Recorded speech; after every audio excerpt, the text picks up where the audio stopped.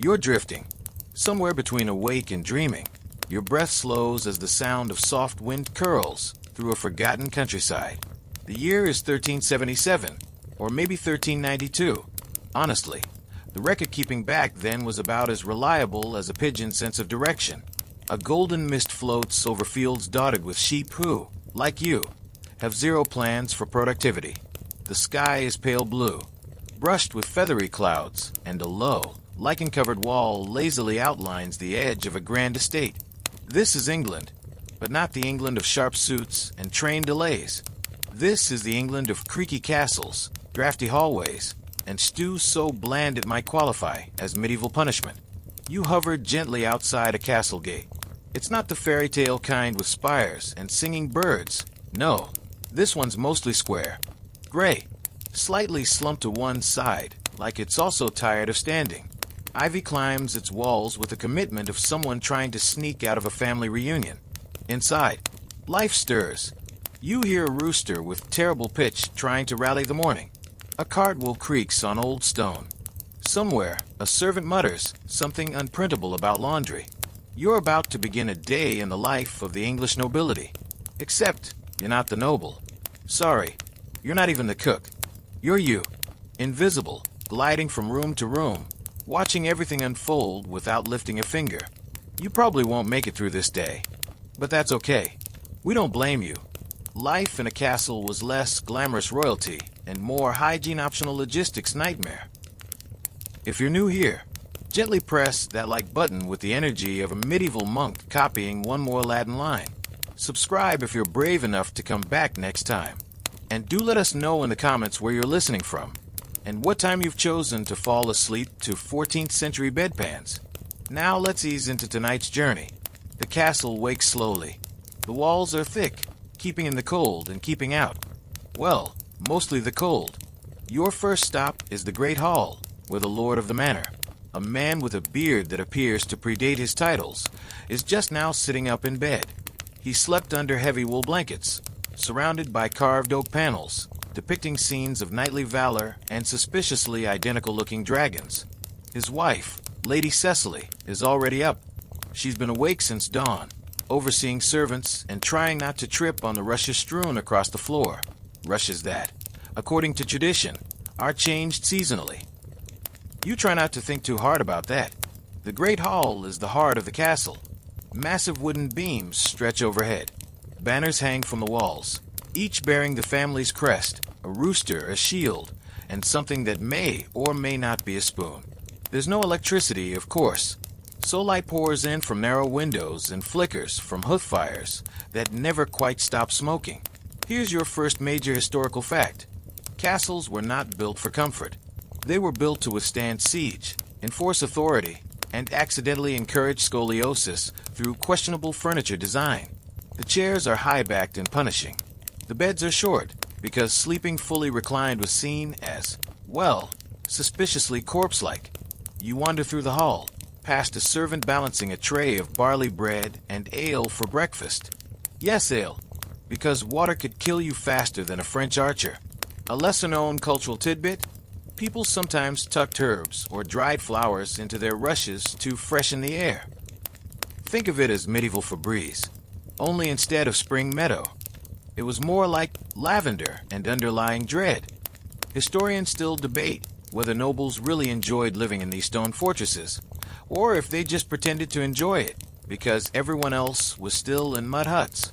In any case, Lord Geoffrey, our bearded protagonist, now sips his ale and grunts at a scroll brought to him by a page boy who looks like he aged 10 years, waiting for the ink to dry.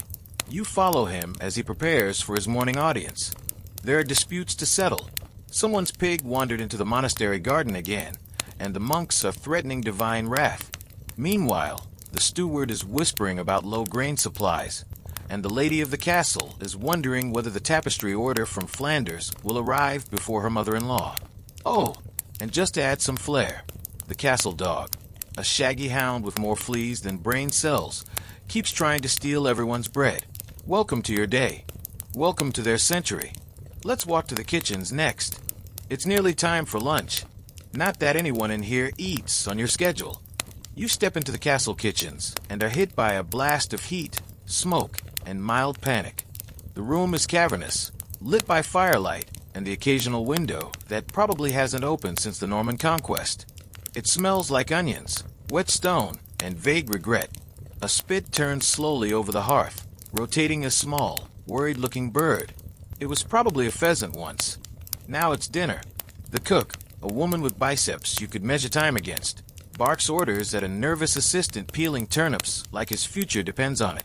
Which, to be fair, it might. You glance around and spot a pile of eels wriggling in a bucket. Eels were all the rage in medieval cuisine. Slimy, plentiful, and able to survive days in buckets without refrigeration. Truly the chicken nugget of the past. This is where meals are made for the entire castle, nobles, servants, guards, and the occasional wandering minstrel who knows someone. Most meals revolve around bread, pottage, a kind of eternal stew, and a rotation of meats depending on season, status, and what the dog didn't get to first. A major historical fact for you. Spice was currency. Literally. Pepper was so valuable that it could be used to pay rent. Saffron. Don't even dream about it unless your family tree includes at least 2 dukes and a blood pact with a Venetian merchant. Obscure tidbit? In some noble households, the kitchen staff were not allowed to speak directly to the lord or lady. If you had a question about goose doneness, you whispered it to the kitchen boy, who told the page, who told the steward, who maybe, related to her ladyship. You float past a storage room filled with barrels of salted fish and sacks of oats. There's no fridge, of course, so everything is pickled, dried, or buried in salt like it's attending its own funeral. Historians still debate whether medieval people actually liked their food, or if they just ate what wouldn't kill them. Meanwhile, in the Great Hall, the long trestle tables are being prepared. A few servants lay out trenchers, flat rounds of stale bread that double as plates. Later, they'll be tossed to the poor or the pigs, which sometimes overlap. Lady Cecily enters, elegant in a gown stiff enough to stand on its own. She glances at the table's setup and sighs. The centerpiece is off-center. The peacock feathers have drooped, and someone forgot the almond paste swans. She whispers something to her maid. The maid disappears, probably to yell at someone. You glide outside for a breath of air and find the herb garden.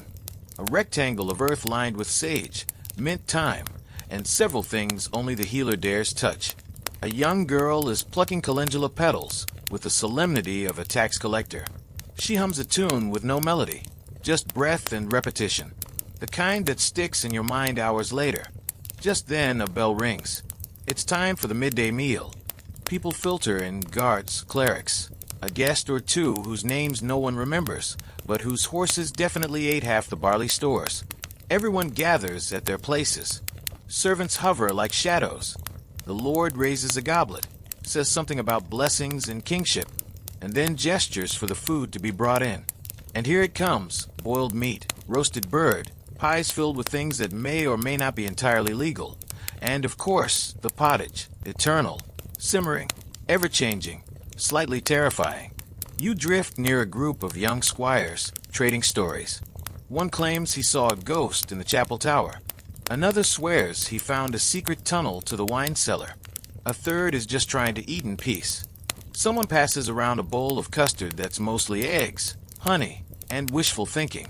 You don't taste it, but it smells passable. The dog is back. He's now under the table and actively bargaining with his eyes. As the hall fills with chewing and murmurs, your eyelids grow heavier. Outside, the light has shifted. Afternoon approaches. More castle duties await. There's falconry practice, a cleric with a grudge, and a minor crisis involving laundry and the river. But we'll get there. Eventually. For now, just rest in the scent of wood smoke, warm bread, and faded velvet. We'll keep going when you're ready. The feast dwindles. A half-eaten meat pie sighs beside a collapsing trencher. The hall is quieter now, filled with the clinking of wooden cups and the low hum of post-meal conversation. You drift just above the table, past a lord dabbing his lips with a linen square that was white once, maybe. It now bears the badge of lunch, gravy, crumbs, and what might be mustard if you're feeling optimistic. Across the hall, Lady Cecily speaks softly with the castle chaplain, a thin man whose robes carry the scent of beeswax, ink, and possibly judgment. He's explaining, in painfully academic tones, the difference between a mortal sin and a regrettable dinner. Her eyes glaze with noble patience. You can almost hear her inner voice whispering. Just nod. Smile. Pretend you understand anything he says about St. Augustine. As the meal ends, everyone rises. Nobles first, then lesser guests, then servants. The order matters. It always matters. Like a medieval version of office politics, only with more feathers and less HR. Outside the hall, the courtyard glows with soft sunlight, warm but slanted now, as if the day itself is reclining with a sigh. You follow Lord Geoffrey as he makes his way down the stone steps, flanked by two guards whose primary job today seems to be looking serious while mildly sunburnt. He's heading to the Solar, a private chamber on the upper floor where nobles retreat from the general chaos of castle life. It's warmer up there, not because the sun reaches it better, but because it's the only room where the fireplace actually draws properly. Here's your historical fact. Solas were among the first private rooms in medieval domestic architecture. Most of the castle was communal, noisy, and endlessly observed. But the Solar? This was the luxury of seclusion, a medieval introvert's paradise. The room is small by today's standards, barely enough space for a table, a chair, and a very uncomfortable-looking couch with cushions stuffed with straw. The windows are glazed with horn, not glass, making the light buttery and vague. Everything here is quiet. Even the dust floats with purpose. Lady Cecily joins her husband. She's brought embroidery, an impressive display of patience, thread, and squinting. Today's pattern appears to be a hunting scene. Men on horseback chasing something that might be a boar or a very angry pig. The Lord leafs through a few parchments, letters from nearby estates, a report from the steward, and something in French that he pretends to understand. And here's a lesser-known cultural gem for you. Medieval nobles often had reading lessons in adulthood, since literacy wasn't assumed. They could sign their names, sure, but reading entire scrolls? That was what scribes and clergy were for. So yes, that serious look on Geoffrey's face? He's probably just admiring the ink. Historians still debate whether nobles actually enjoyed these hours of reflection, or simply endured them because there wasn't much else to do until supper. Downstairs, the rest of the household disperses. Some return to chores, others to the courtyard for brief moments of sun and gossip. You decide to tag along with the laundry maid, because yes, we're going to talk about washing clothes now. She's carrying a wicker basket filled with linen that smells of damp wood and resignation. Her route leads outside the castle walls, past the herb garden, through a narrow side gate, and down a path to the river. Along the way, she nods to a passing falconer, who's gently scolding a hawk named Maurice for attempting to eat a glove. Maurice does not care. He is majestic and above human drama. At the riverbank, a small group of women are already at work, sleeves rolled up, aprons soaked, voices rising and falling with the rhythm of scrubbing. One is singing a tune about a sailor who married a fish. No one questions it. You're learning not to either. The laundry process is as harsh as it is long. First, they soak the fabric in limeade from wood ash. Then they beat it against rocks. Then it's rinsed. Then wrung. Then hung on branches or bushes to dry, if the geese don't interfere. Fun fact, urine was sometimes used as a bleaching agent. Yes, really. It's called lant. People would collect it in pots, let it ferment, and apply it generously. Next time you romanticize the medieval aesthetic, remember the smell. One of the younger girls laughs as her foot slips in the mud. Another rolls her eyes and says, "You'd think she's never done this in shoes." She hasn't, because shoes are a luxury, and the castle only has so many. You watch the breeze pick up and carry soap bubbles downstream. It's oddly beautiful, the kind of beauty that surprises you. Domestic, ordinary, but honest. Back at the castle, bells ring again. Not for prayer this time. This bell is smaller, more private. It comes from the chapel tower, tiny, square, and determined to look important despite its leaning frame. You follow a young squire named Edric, who's late for his daily lesson. He sprints across the bailey, past chickens that clearly run this place, and arrives breathless at the chapel door. Inside, the chaplain is already waiting, scroll in hand. Today's topic: Latin verbs. Tomorrow, penance, probably. The boy sits on a low stool, feet swinging, trying to appear alert. The air in the chapel smells of wax, dried roses, and that elusive combination of holiness and mildew. The chaplain drones. Edric blinks. You float above the scene like a lazy candle flame, watching knowledge ooze into the boy's brain as slowly as honey in winter. And here's a little-known fact. Many castle children were taught Latin before their own spoken tongue. The logic. Priests used it. Documents were in it. And if you didn't know it, someone might trick you into giving away your best cow. Scholars still debate whether this early emphasis on Latin helped produce better clerics, or just more creative ways to sleep with your eyes open. Outside, the light has begun to shift again. Shadows stretch longer across the yard. The air carries a chill that whispers of evening. Dinner is still hours away, but castle life doesn't slow. Someone is shouting about a missing pig. A knight is polishing his sword while giving unsolicited advice to an uninterested squire. A maid is chasing a goose with the desperation of someone who cannot afford another incident. And you're floating through time, wrapped in the warm fog of history's forgotten rooms. The day isn't over yet, but your eyelids are. Just keep listening.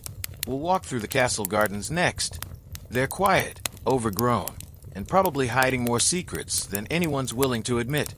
The gardens wait for you, just beyond the chapel, past a low arch of crumbling stone that once held a wooden gate, and now simply embraces the breeze. You step through into a hush. This is not the manicured splendor of Versailles, or the symmetrical geometry of Tudor mazes. No, this garden is half wild, half tamed, and wholly medieval. A patchwork of herbs, roses, tangled vines, and medicinal weeds.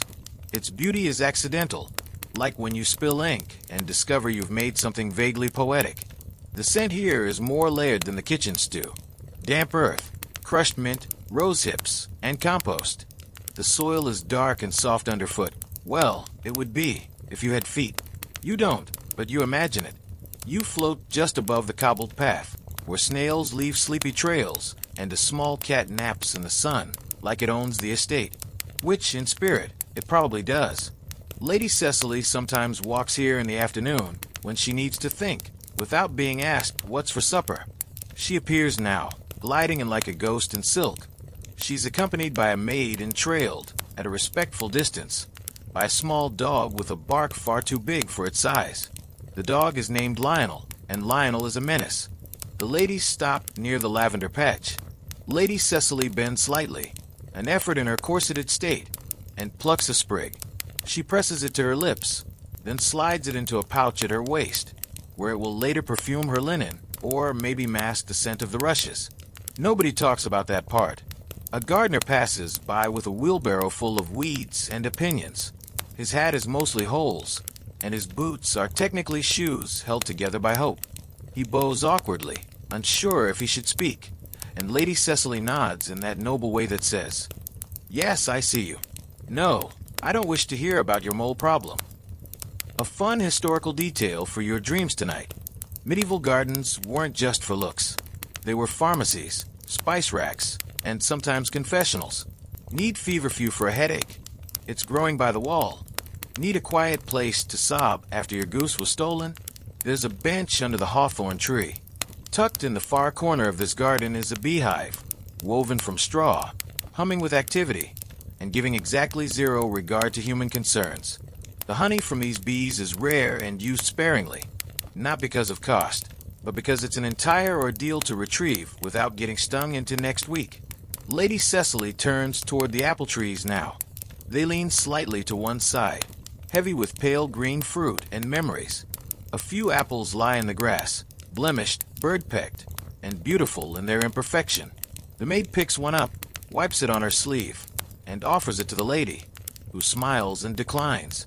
Nobles don't eat from the ground, even if the ground technically belongs to them. Meanwhile, you drift farther along the garden path. A stone bench sits crooked beneath an arch of wisteria. Someone has carved initials into the side, possibly centuries ago, or maybe last week. by a bored squire and his sweetheart. Historians still debate whether courtship in castles was romantic or just the medieval version of office flirting with more embroidery. As you float, you overhear two stable hands on break. They sit on a low wall, sharing a heel of bread and complaints about a particularly moody horse named Turnip. Turnip kicked a bucket this morning. Literally, not metaphorically. Though metaphorically might also apply. One of the lads says his cousin saw a comet last week and thinks it's a sign the king will die. The other just shrugs and says, or maybe it's a sign we'll have to muck out twice as many stalls. Medieval optimism at its finest. Back near the castle, the falconer whistles sharply. You turn and see Maurice the Hawk once again taking liberties with protocol, specifically by trying to eat a very expensive leather glove. The falconer sighs with the weariness of a man who trained for glory and got poultry tantrums instead. You pass under a stone arch leading back toward the inner court. A tailor is airing out a velvet surcoat. It's the color of old wine and smells faintly of cedar and ambition. It will be worn tonight for supper, when half the effort is looking more impressive than your neighbor, even if both of you are mostly eating lentils. Here's your historical anchor for this section. Fashion among the nobility wasn't just about appearance. It was law, literally. Sumptuary laws dictated what colors, fabrics, and cuts different classes could wear. Wearing the wrong shade of purple could get you fined. Or worse, laughed at by someone with marginally better lineage. An odd little tidbit: some nobles had their clothes perfumed not just with herbs, but with ambergris, a rare substance from the intestines of whales. It smells musky, expensive, and mildly offensive. The medieval version of "Oh, what is that?" You follow the tailor as he steps carefully around a pile of goose droppings and into the castle side wing, where chambermaids are preparing the lord's wardrobe. Gowns, hose, cloaks, and a curious number of feathered hats. No one knows why Geoffrey insists on the feathers. He just likes them. A servant girl holds up a mirror, polished metal, not glass, and squints to judge the angle. It shows a face warped by curves and dim light. But in this mirror, the Lord still sees power. It's all about perception. Historians still debate whether nobles truly believed in their own divine right, or if they simply leaned into the illusion because the alternative, being mortal like everyone else, was too inconvenient. Now bells echo through the yard once more. This time for Vespers. You follow the quiet crowd assembling near the chapel, their footsteps muffled on mossy stones. The air smells of myrrh and dust. The sun has dipped, and everything is gold: roof lines, faces, even the pigeons resting on the battlements like they own the place. Which, again, they sort of do. Inside the chapel, candlelight flickers across stained glass, casting watery colors on the flagstones. A monk chants softly, the syllables curling into the arches like whispered prayers. Everyone bows their heads. Even Lionel the dog is subdued. You hover near the back, letting the warmth of voices and silence wrap around you like a worn wool cloak. Outside, the wind picks up slightly, rustling the ivy. A leaf detaches and spirals to the ground in the slowest of dances. The day is ending, but not quite over. Supper awaits. Candles will be lit. Wine will be poured. Gossip will flow. And you'll be there too, because you've almost made it through one full day inside the walls of English nobility. Almost. We're not done yet, but we're close. The sun has retreated behind the hills now, like a noble retreating to his chamber at the first sign of responsibility. A soft twilight settles over the castle, turning the walls to shadows and the windows to amber glows. In the bailey, the torches are being lit one by one. Not all at once. This is not a theater performance. It's more of a shuffle and mutter affair, where a tired guard argues with a half-melted beeswax torch, and a boy drops flint for the fourth time before it sparks. You pass a row of stables, warm and alive with the sound of shifting hooves, snorts, and the occasional noble horse sighing dramatically because its water trough isn't filled to the exact level it prefers. Turnip, the aforementioned opinionated gelding, has managed to untie his feed sack again. He stares into the distance like he's plotting. Nearby, a young stable hand is trying to brush down a mare while humming a lullaby his mother used to sing. He hums it quietly, not for the horse, but for himself. It's the kind of tune that's traveled through generations and never once been written down. You feel it in the bones of the air. Back inside the castle, the smell of roasted garlic and something faintly like burnt onion skin fills the halls. This means one thing: supper. No trumpets, no fanfare, just a clattering of bowls, the shuffle of soft shoes and wooden clogs, and the rising awareness that if you don't find your place at the trestle table, you may be eating in the kitchen with the dog, which Lionel, the tiny bark-powered menace, wouldn't mind. The great hall looks different by candlelight. The stone walls flicker. The tapestries move slightly in the breeze, though no one's opened a window in days. Above the hearth, a carved crest watches solemnly, as if it also wants a seat, but knows better than to ask. Tonight's meal? A luxurious stew of mutton, thickened with barley and flavored with a generous optimism that masks the scarcity of spices. There's also a trencher topped with fish, salted, slightly overcooked, but enthusiastically served, and a bowl of peas that have been boiled until even the memory of texture has fled. A major historical fact? Supper in medieval times was rarely late. It was the second main meal of the day, typically eaten before sunset, especially in winter, when candles were expensive and firewood wasn't infinite. The word supper itself comes from the French souper, but ironically, what's being served tonight would probably make a Parisian chef weep into his apron. As Lady Cecily enters, everyone rises briefly. Her gown is blue today, a deep indigo that would have been impossible for a commoner to afford. Indigo came from distant lands, carried on backs of traders and camels and hope. It smells faintly of lie and privilege. She takes her seat beside Lord Geoffrey, who, after a long day of vaguely inspecting scrolls and gesturing at maps, is more than ready to refill his goblet with wine. It's a thin vintage, made locally, stored in barrels that were previously used to store something else, something that may or may not have been fish. You watch as the food is served, beginning with the nobles and trickling downward, like a very slow, gravy-based economic system. The children eat quietly, coached by glances from others who know how to stop a tantrum with the twitch of a lace cuff. Servants stand along the wall, waiting for their turn, which might come eventually. Maybe. If Lionel doesn't get there first, you float along the edge of the room, watching a group of squires trade jokes and eye rolls. One of them, a lanky boy named Thomas, is trying to impress the girl serving meat. He speaks louder than necessary and misquotes Latin. She smiles anyway, more amused by his effort than his accuracy. And here's your obscure cultural tidbit. Nobles during meals used elaborate salt cellars to mark social rank. The closer you sat to the salt, the higher your status. Being seated below the salt meant you were basically decorative, possibly replaceable, certainly not getting the good cut of meat. Near the hearth, the chaplain dines in silence, his lips moving with half-finished prayers between spoonfuls. He's not fasting tonight, though he probably reminded everyone else that they should be. The rules of the church are clear, and yet curiously flexible depending on who's watching. Historians still debate whether most medieval nobles were truly devout or simply performed piety like a fashionable garment, put on for visitors, taken off in private. Either way, the chaplain's stew looks no different from anyone else's. The fire pops. The dog sneezes. A lute starts playing, soft, sleepy chords from a boy with more fingers than confidence. His teacher watches from a bench nearby, arms crossed and expression unreadable. It's unclear if this is a music lesson or a public shaming ritual. Possibly both. Lady Cecily leans in to speak to Geoffrey.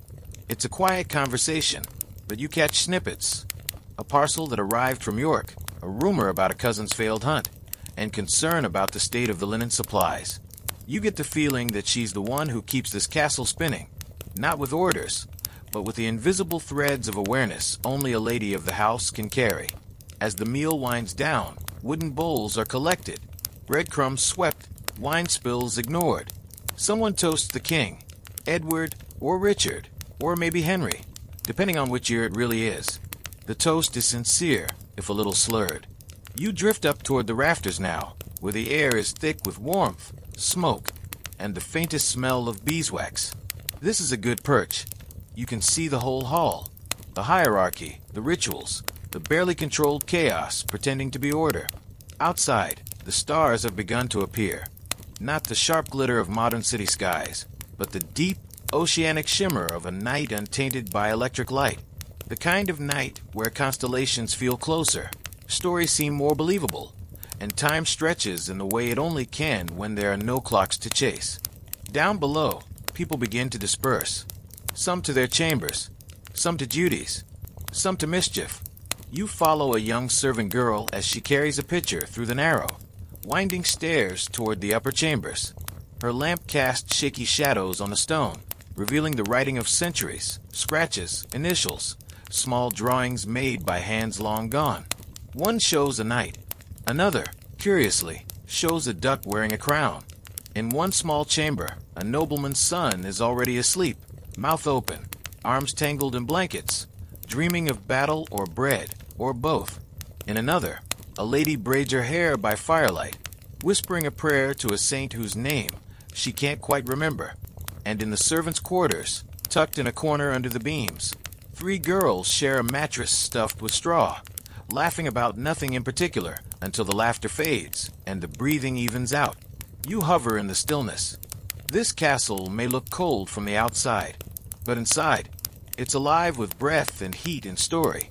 Every stone has heard secrets. Every corridor has seen things too dull for chronicles, but too real to forget. Sleep is coming for them, and for you too, but not yet. We still have a few more hours of castle life left. Let's go see what the night shift is doing. The castle does not sleep when the people do. Not entirely. Somewhere behind the thick curtain of night, beneath the weight of its ancient roof beams and echoing walls, the structure itself hums with a low awareness. Fires crackle and hearths left burning low. Mice scratch through the rushes on the floor, and a draft, eternally unscheduled and thoroughly impolite, whispers through the narrowest gaps in stonework.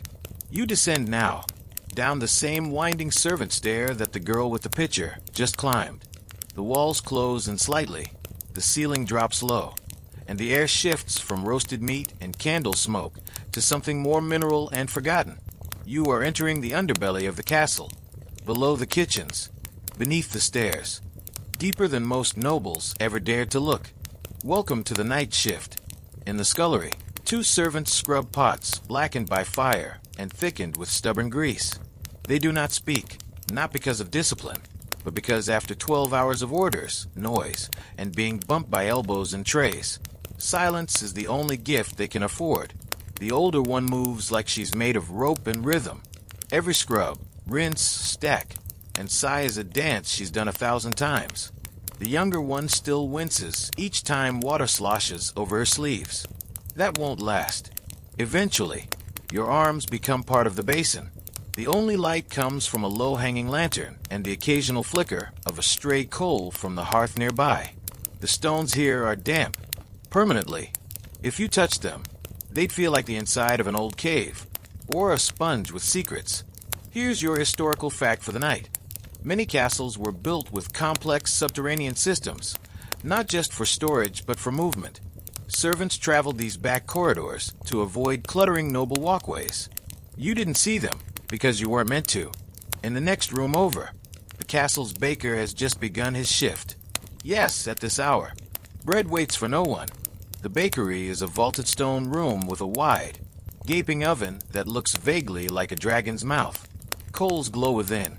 Sacks of flour lean against the walls like sleepy monks. A jug of ale rests on a bench beside a cloth-covered bowl of rising dough, its surface bubbling gently like it's breathing. The baker is a man of few words and large forearms. His hands move with method and devotion, cutting, folding, rolling. Every movement is practical, efficient. You get the sense he could knead a confession out of a rock if he needed to. He hums, barely a tune, just a series of notes, flat and low. Not for entertainment, for rhythm. Bread, like time, is shaped by repetition. An odd detail. In some parts of medieval England, bakers were required by law to include a small, extra loaf with every dozen they sold. Hence the phrase, baker's dozen, 13 instead of 12. This law was meant to prevent fraud and short selling, which could result in punishment. Public punishment. No pressure.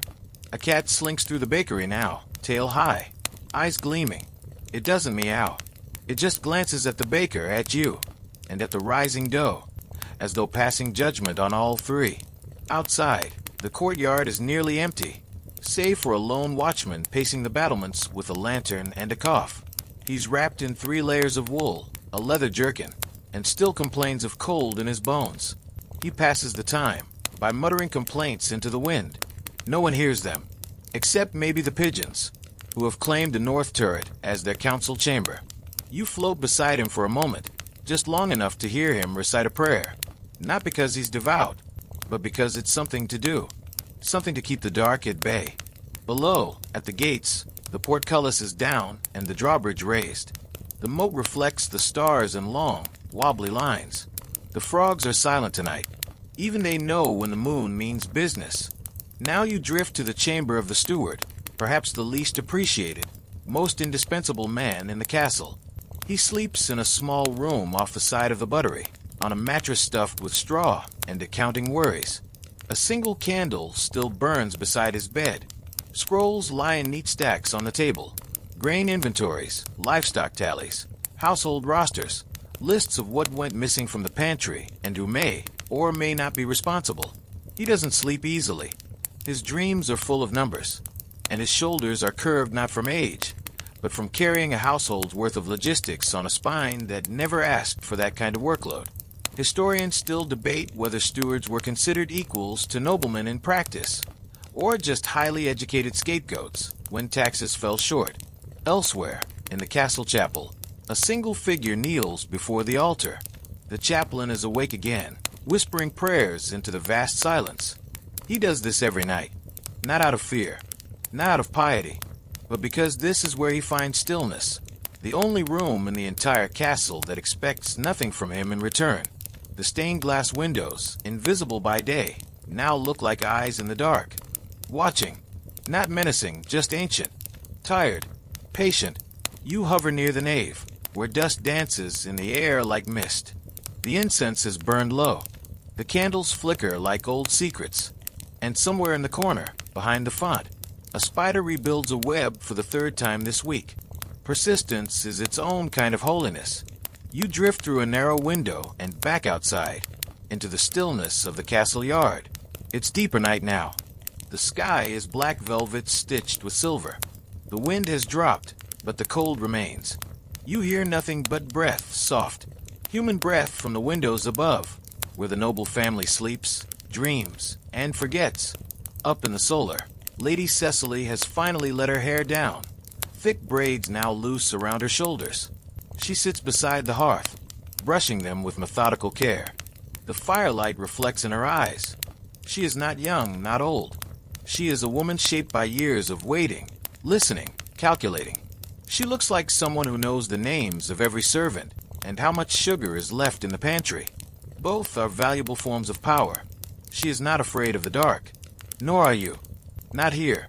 You pass along the rooftop now, the slates glistening with frost. Below, the garden sleeps. The herbs are still. The apple trees sway once, then settle. The castle is full of breath. The castle is full of time. And you are floating through both. This is the quietest moment of the day, when even the most vigilant guards soften their gaze, and the very walls seem to sigh, not out of sadness, but from the weight of memory. So rest here for a while.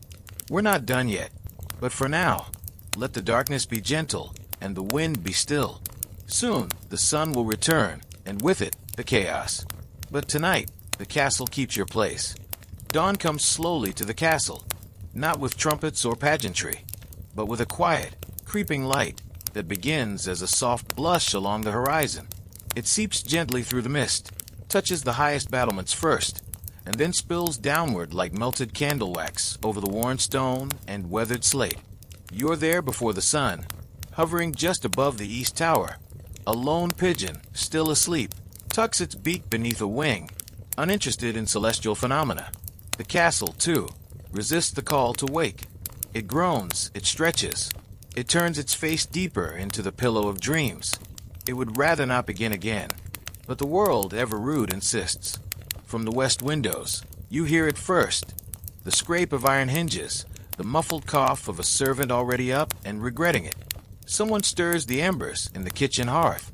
A pot is filled with cold water that will not remain cold for long. You follow it as it sloshes from bucket to kettle, each drop waking the stone floor beneath it. In the far corner of the courtyard, the blacksmith is already at his forge.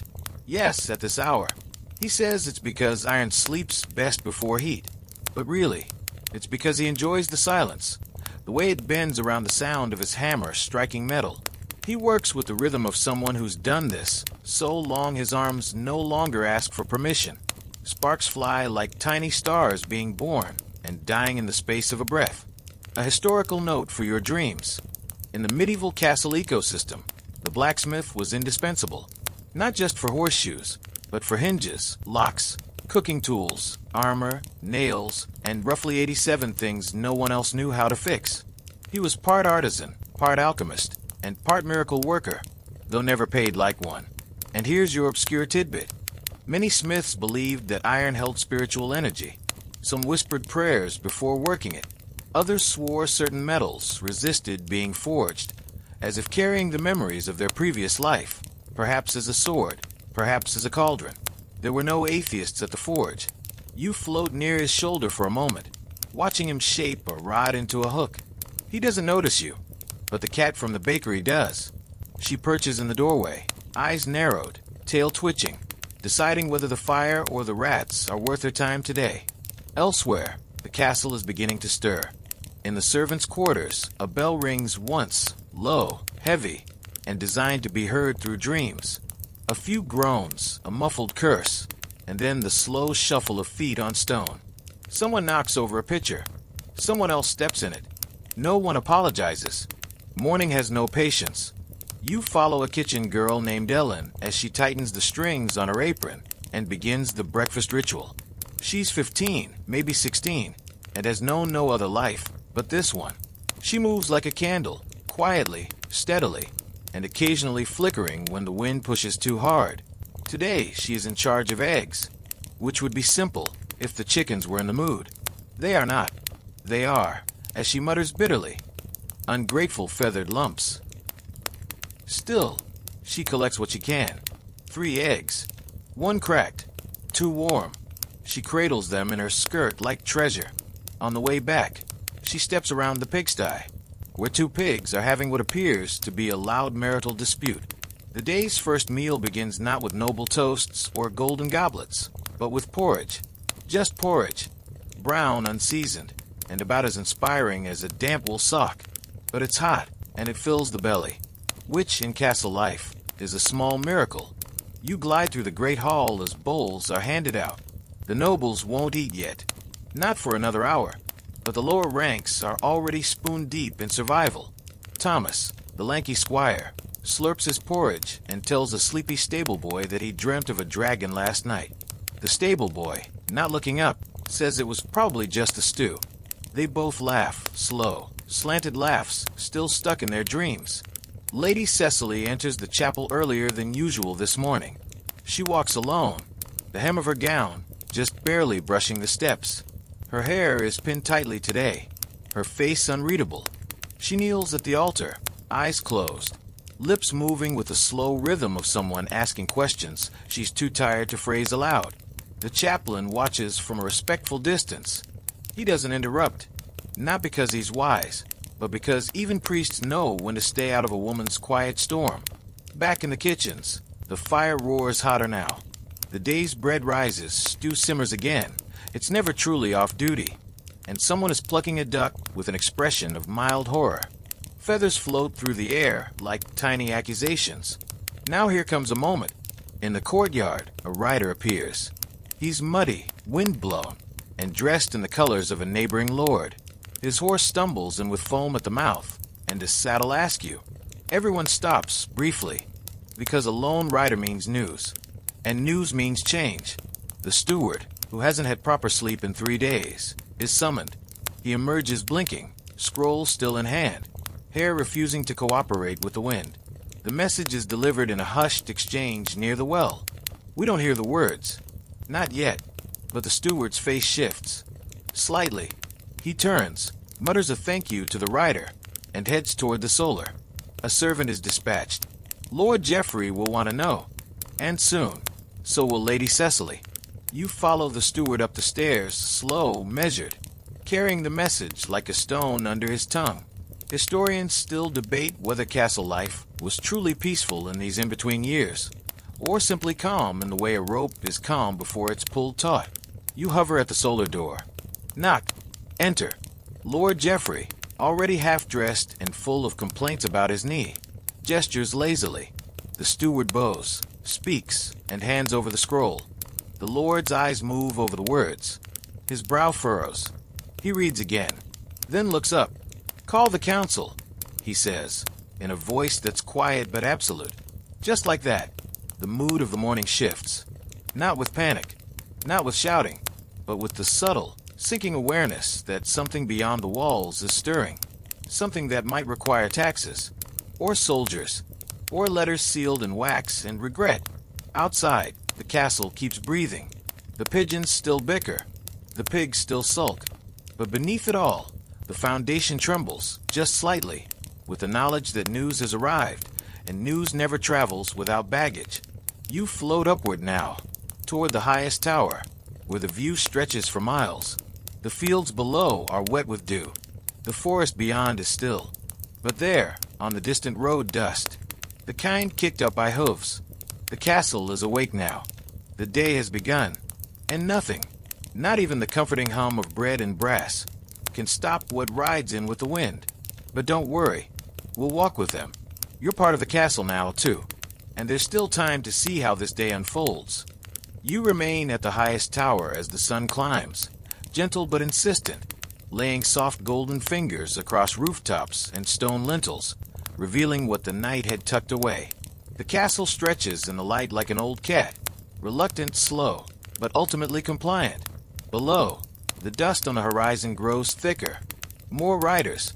Not just one messenger anymore, but a string of them. Small dark figures moving fast over the rutted path that winds through the valley like a vein toward the heart of stone and hearth. You count 4, then 5, each one armored in speed and worry. Back down in the courtyard, the news has already passed from mouth to ear, reshaped by anxiety and imagination. A merchant's son tells a kitchen girl it's about a border skirmish. The kitchen girl tells the laundress it's a full rebellion. The laundress tells a scullery boy that the king himself has died, twice, under suspiciously poetic circumstances. None of them are correct. All of them believe it. You slip back inside as the castle begins to lean into its favorite pastime, mild, productive panic. Lady Cecily is already at the center of it. She's in the great chamber, dictating letters to a scribe, who clearly did not expect to be awake this early, let alone spelling out the Latin name of a rebellious vassal lord who once gifted them gooseberry jam. Send this to Lady Beatrice, Cecily says without pausing, and this one to the Abbey, and I want the banner ironed. If we must host, we must look more prepared than we feel. She's not flustered. She's focused, as if ruling by quill and glance was as natural as breathing. And for her it might be. A historical fact for your wandering thoughts.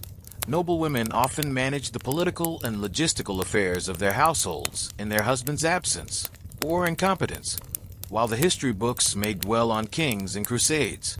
Real power sometimes sat at a table strewn with broken wax seals and ink-stained fingers. And here's your odd little detail. Some noble women kept prayer books that weren't entirely about prayer. Hidden within the margins were herb recipes, family lineage notes, secret codes, and occasionally coded gossip. The medieval version of multitasking. Back in the Great Hall, Lord Geoffrey is suiting up, not in armor, yet, but in layers of political intent. His best tunic, a belt with a clasp shaped like a lion, his boots freshly brushed by a servant who's been up since before the pigeons. He speaks with the steward in a low voice. You catch phrases like loyalty, marches, and debt still unpaid. And then, more interestingly, we host them here, but we keep them guessing. Nothing warms a medieval morning like diplomatic hospitality, seasoned with passive aggression. You drift toward the courtyard again, where preparation is blooming like moss in spring. The stable boys are suddenly important. Their hands move quickly, brushing, saddling, arranging feed as if the Duke of Important Opinions might show up any moment and check for dust on a bridle. Turnip, ever dramatic, throws a small fit and nearly kicks over a bucket. A groom curses, loudly and creatively, in 4 dialects. Meanwhile, in the kitchens, the menu is being debated with the urgency of war strategy. "We have pike," someone says. "It smells like pike," another retorts. "The good cheese is gone," a third observes mournfully. It turns out the good cheese had been set aside for a visiting abbot who never arrived. The abbot is now wildly unpopular. Ellen, the girl with the chicken problems, is dispatched to the garden for herbs. She doesn't mind. Out there, no one shouts. The bees hum politely, and she's found that certain plants respond better to singing. You follow her along the sun-drenched path, past the calendula and sage, to the chive bed, where she kneels and hums a lullaby off-key, but sincere. In her basket, rosemary, thyme, and something called costmary, a now-forgotten herb once used for everything from headaches to uninvited guests. As she turns to leave, she plucks a single lavender stalk for herself, tucks it behind her ear. No one notices, but you do. Historians still debate whether these daily preparations, feasts, cleaning, grooming, writing, were done for actual necessity or for the constant performance of power. Possibly both. Probably both. Back at the gate, the riders finally arrive. Their cloaks are travel-stained. Their expressions are tight. One slides off his horse and hands over a sealed letter to the steward, who reads it silently and then hurries back inside with the gait of a man who has too many answers and not enough ears. The second rider, younger and less composed, eyes the castle with interest. It's his first time in such a place. He's heard stories, of course, of ghosts in the towers, of banquets with gold plates, of lords with pet leopards. He finds instead a bucket of mop water, a squawking goose, and a boy elbow-deep in turnip stew. Reality is always more edible than legend. You follow the steward into the solar, where Lord Geoffrey waits near the window, the light drawing long lines across the maps spread before him. The letter is read. A pause. Then, so, he means to parade, not to fight, at least for now. He chuckles once, but it doesn't reach his eyes. Send him bread and wine. Not the best, but not the worst. Yes, my lord. Tell the musicians to play something cheerful. Yes, my lord. And ready the guest rooms, the ones without the damp. That would be none, my lord. Geoffrey sighs. Fine. Hang more tapestries. This is diplomacy, castle style.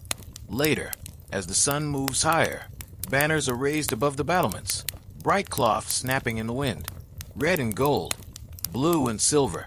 Each one a message. We are ready. We are noble. We are watching. A string of minstrels appears at the gate. Some are hired.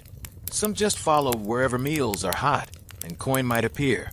One carries a lute with only 5 strings and still insists he's the best in 4 shires. They begin to rehearse in the courtyard.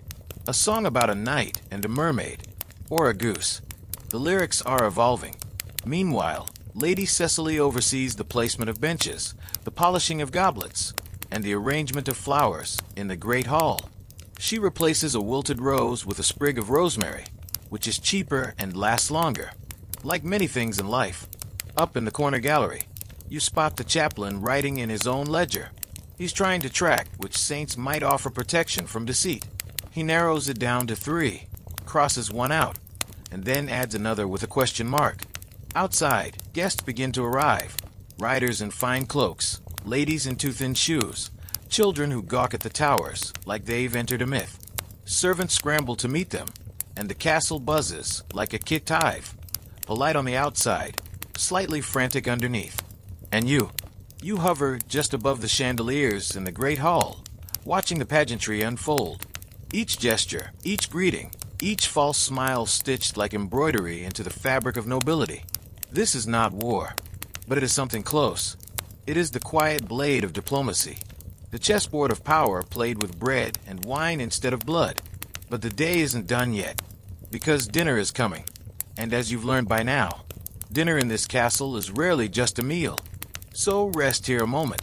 In the flickering light of banners and politics, we'll step into the evening next and see what's truly being served. Evening descends like a velvet curtain, slow and deliberate, draping itself over the castle and all its carefully arranged chaos. The sun has taken its final bow beyond the hills, leaving only the afterglow, soft amber light resting briefly on window panes, armor, and the top of the dovecot. Shadows grow long and comfortable. Torches sputter to life. A servant curses as she fumbles with damp flint. And somewhere above it all, the castle exhales. Inside the great hall, the air has changed. Gone is the scent of dust and quiet. In its place, rosemary, burnt sugar, wax, smoke, and the unmistakable whiff of social performance. The guests have arrived. Their boots echo on the flagstones. Their cloaks are hung with more ceremony than strictly necessary, and their voices, softly practiced, folk casual, fill the space like the low tune of a song that hasn't yet found its rhythm. Lady Cecily stands at the top of the steps, one hand resting lightly on the banister carved centuries ago by someone paid in bread and the promise of spiritual merit. She is draped in green tonight, deep forest velvet with a narrow gold band across her brow. The color says wealth. The cut says diplomacy. The expression says, I noticed your late arrival, and I'm choosing not to mention it. Yet, Lord Geoffrey enters a beat later. His presence always seems to arrive ahead of him, partly due to his height, partly because his boots are louder than decorum requires. He nods to the steward, who has aged 6 years since breakfast, and offers a shallow bow to the Duke of Westham, their chief guest. Ah, Westham. Wide shoulders, trimmed beard, the confident gait of a man who hasn't washed his own underclothes since childhood. He offers Geoffrey a grin that says, I come in peace, unless you're holding back the good wine. Behind him, his son, a pale-eyed youth of 17 with the posture of a hawk and the attention span of a squirrel. His gaze sweeps the hall, cataloging every face, banner, and possible exit. A historical fact to file away as you float over the gathering. When nobles hosted other nobles, everything was a message. The seating arrangement, the number of torches, the width of the trencher bread, even the music, especially the music. It all spoke, whether you liked it or not. And here's your obscure little delight. Some lords intentionally served stale bread to rivals. Not out of cruelty, but tradition. Old bread cracked when you pressed it. An audible reminder that you weren't being honored. If your trencher crumbled, so did your chances of getting that land dispute settled in your favor. Tonight, the bread is medium, which is its own message. The minstrels begin to play, lute, flute, and a rebec held by a boy who looks like he'd rather be anywhere else. The tune is light, lilting, vaguely romantic. It could be about lovers. It could be about sheep. With medieval lyrics, it's often both. You drift to the high table, where Geoffrey sits now beside Cecily. Westham takes the seat opposite him. The son is beside his father, chewing on the inside of his cheek and tapping his fingers like a siege drummer in training. Around them, other lords and ladies settle into place, their robes whispering, their jewels clinking with importance. Servants move like wind through wheat, unseen but essential. And then, the meal begins. Trays arrive with theatrical flourish. A whole roasted capon, feathers removed but head intact, because presentation. A fish pie shaped like a fish, which feels redundant. Stewed lentils, barely clinging to flavor. And something called a blank manger, which is mostly chicken, rice, and hope. You float above it all, watching the ritual unfold. Geoffrey raises his goblet. To peace between neighbors, he says, the corners of his mouth trying not to smirk. Westham lifts his in return, and trust between friends. The servants try not to laugh. You try not to float directly into the chandelier. The conversation begins as all noble conversations do, with travel stories. Westham recounts a muddy bridge that nearly unhorsed his captain. Geoffrey counters with a tale of his falcon Maurice escaping into the privy tower. Neither story matters. It's not the words. It's the rhythm, the prelude to harder topics. And sure enough, after the second course, a spiced root vegetable dish that tastes like sweetened bark, the real dance begins. So, Westham says, dabbing at his beard, I hear the Abbey of Dunbrook is holding land that was previously under your watch. Geoffrey smiles, slow as a church bell. Land shifts in the rain. Perhaps they should invest in better drainage. Cecily's hand tightens, slightly around her knife. Just once. A servant pours more wine. Nearby, young Lord Westham is distracted by a girl bringing in a new platter, Ellen of course, with cheeks red from the fire and hands steady as stone. He watches her like a man and used to people who move with purpose. She does not notice him. She's too busy trying not to drop an entire eel pudding. The tension, like the pudding, wobbles. A noble from the northern border leans over to whisper to a cousin about sheep thefts and whether this peace meeting is just a dressed-up accusation. Another guest stares intently at the peacock feathers on the mantel, pretending not to listen to anything but hearing everything. And over it all, the music plays on. Lightly, repetitively, relentlessly. Historians still debate whether these banquets actually settled matters, or just delayed them long enough for one party to gather reinforcements.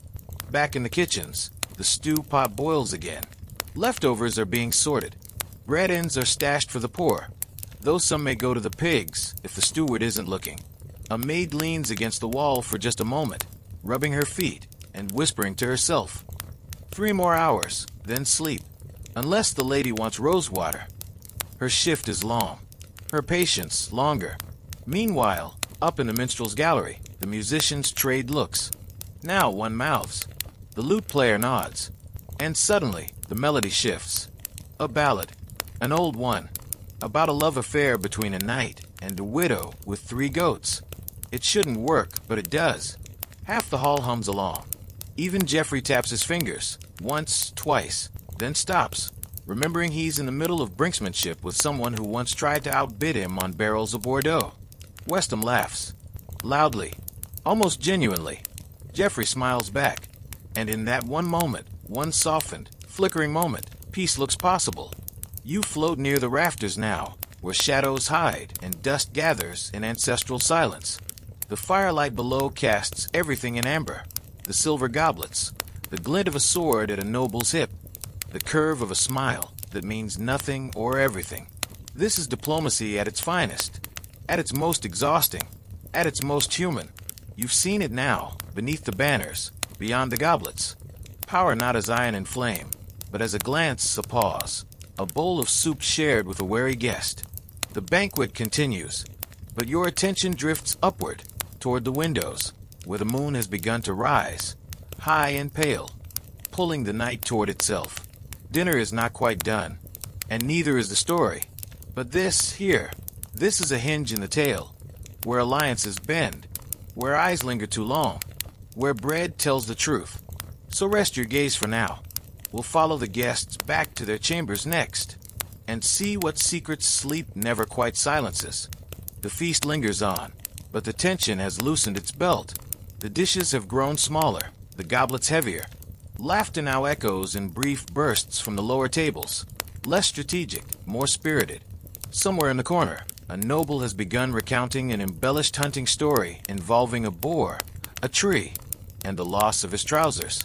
The accuracy is questionable. The entertainment value is not.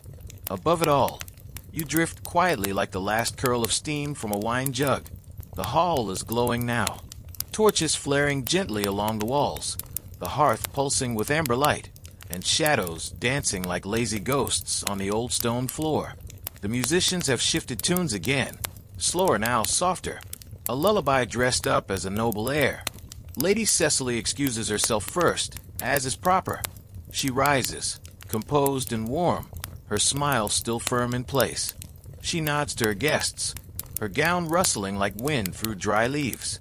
A servant trails her at a respectable distance, carrying a small oil lamp and tonight's headache in a flask of chamomile and valerian. Geoffrey remains, nursing the last of the wine with the weight of someone who knows tomorrow's negotiations will taste much worse than this vintage. He and Westham are in deep, slow conversation now, words measured not in sentences, but in how long they hold eye contact between sips. But the performance is nearly over. One by one, the guests rise, stretch subtly, and begin to scatter like well-dressed sheep in the dusk. And you follow, through corridors newly lit by flickering wall sconces, past thick tapestries that muffle the sounds of footsteps and old arguments, toward the guest chambers, narrow, drafty, and imbued with the polite illusion of comfort. These rooms, tucked into the upper wings of the castle, are barely warmer than the courtyard, but they are clean, mostly, and each is furnished with a bed, a wash basin, a crucifix, and a small table to put things on, usually a dagger, a ring, or a cup that hasn't been washed since before supper. Your historical fact, gently offered while we drift. Castles were not designed for guest comfort. They were built for defense, visibility, and appearing more prosperous than the neighbor's castle 2 valleys over. If you had a pillow, you were lucky. If it didn't smell like damp feathers, you were royalty. One guest, a minor baron with unfortunate nasal architecture, removes his boots with a noise that could wake the pigeons. He places them neatly beneath the bed, then immediately regrets not wiping them first. He lights a candle, stares at it for a moment as if hoping it will explain the letter he received from the king's envoy last week, and finally sighs so deeply that the flame shivers. In the room next to his, the younger Lord Westham is sitting on the edge of his mattress, still in his hose and tunic, still not blinking enough. He opens the shutter slightly and leans out into the cold air, watching the moon hang above the courtyard like a coin no one dares to spend. He's thinking, not about war, not yet. He's thinking about the serving girl, the way she moved through the room as if she had other places to be, as if her life existed in full color, even when no one was watching. He closes the shutter. The wind had started whispering again, and he's not ready to listen. Meanwhile, below their chambers, in the castle's oldest hallway, Lady Cecily walks with her maid toward her own room. They speak softly. Did they believe him? The maid asks. That's never the point, Cecily answers, eyes forward. What matters is that they pretend to. The maid lowers the lamp slightly. The shadows lean in. You should rest, my lady. I will, after I write the last 2 letters. Yes, of course. There are always 2 more. They reach her chamber, larger, warmer, and more secure. There are 3 locks on the chest at the foot of her bed. Only one actually contains anything important. The other 2 are decoys, because Cecily is clever, and has learned that sometimes the illusion of protection is the best kind. An obscure tidbit for you. Some noble women would leave decoy letters in their writing desks. Copies of innocuous correspondence, mild opinions, bland observations, all ready to be discovered in case of search or betrayal. The real letters, hidden beneath false drawer bottoms or sewn into the lining of robes meant never to be worn. In the corner of her room, a cat is curled on the seat of a window bench, blinking slowly like it knows something you don't. Cecily lights a small lamp, removes her rings one by one, places them carefully on a dish beside a dried sprig of rue, and sits to write. Dearest Beatrice, she begins, and so the night continues. Elsewhere in the castle, the servants are finally eating their version of supper, barley bread, the ends of cheese, stew scraped from the bottom of the pot. They sit shoulder to shoulder in the low-beamed room behind the kitchens, speaking softly, laughing with mouths full, resting tired hands on knees that ache from stare after stare. Ellen eats quickly, then excuses herself to check the laundry room, though no one asked her to. It's quiet there. She opens the small wooden window and lets the night breeze in. The moonlight spills across the bundled linen like a hush. She doesn't know the noble boy saw her earlier. She wouldn't care if she did. But she does wonder, just for a moment, what it would be like to be the one seated, not serving. Not forever. Just once. She closes the window gently. The scent of lavender and soap lingers in the air. Down in the courtyard, the guards have changed shift. The new watchman, rounder, quieter, and older than the last, carries a small pack of dried apples and a flask of something warm enough to take the edge off. He does not care about politics. He cares that the south gate creaks less since he oiled the hinges. He's proud of that. He hums as he walks. An old song, one he can't remember the name of, but which always makes the night feel like it's listening. Historians still debate whether castles were ever truly safe. From siege, from betrayal, from disease, from time itself? The answer is likely no. But they were prepared, and that's different. The castle tonight feels prepared. Prepared for guests. Prepared for secrets. Prepared for whatever comes down that long road tomorrow. You float one last time through the upper corridor, past the sleeping figures behind thick wooden doors, past the lightless windows and the hushed breath of the halls, back to the solar, now empty, except for the dying fire, the cup half full on the sill, and a small scrap of parchment forgotten beside the chair. You don't read it. You just see that it's been torn. Half a name remains, half a sentence, and a small drop of wax, cooled mid-drip, like a moment suspended forever. That's enough for now. The castle sleeps again, and so should you. But if you're still awake, don't worry. There are still chambers we haven't entered, and every one of them holds a story. You glide back through the castle's veins, silent and slow, as the night settles deeper into the stones. It is the sacred hour now, past the feasting, past the music, past the final candle being snuffed out in a corridor that hasn't been swept in weeks. Even the mice have grown drowsy. You move unseen through rooms that no longer bother to perform.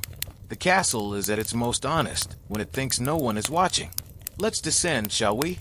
Down the narrow spiral staircase, down past the armory, past the cellar door secured with an iron latch, and into the bowels of the keep.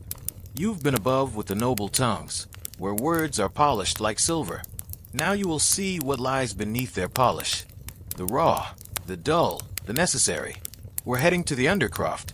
You may not have heard the word before, but you know the feeling. The dampness that clings to your breath. The stone that no light fully warms. The air that tastes faintly of mold and something older than language. These are the places castles are built upon. Not for beauty, for survival. The undercroft of this castle is used for storage.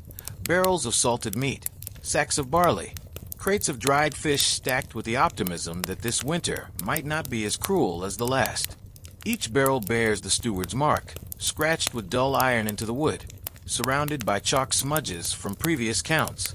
Here's your historical fact, to stir gently into your thoughts.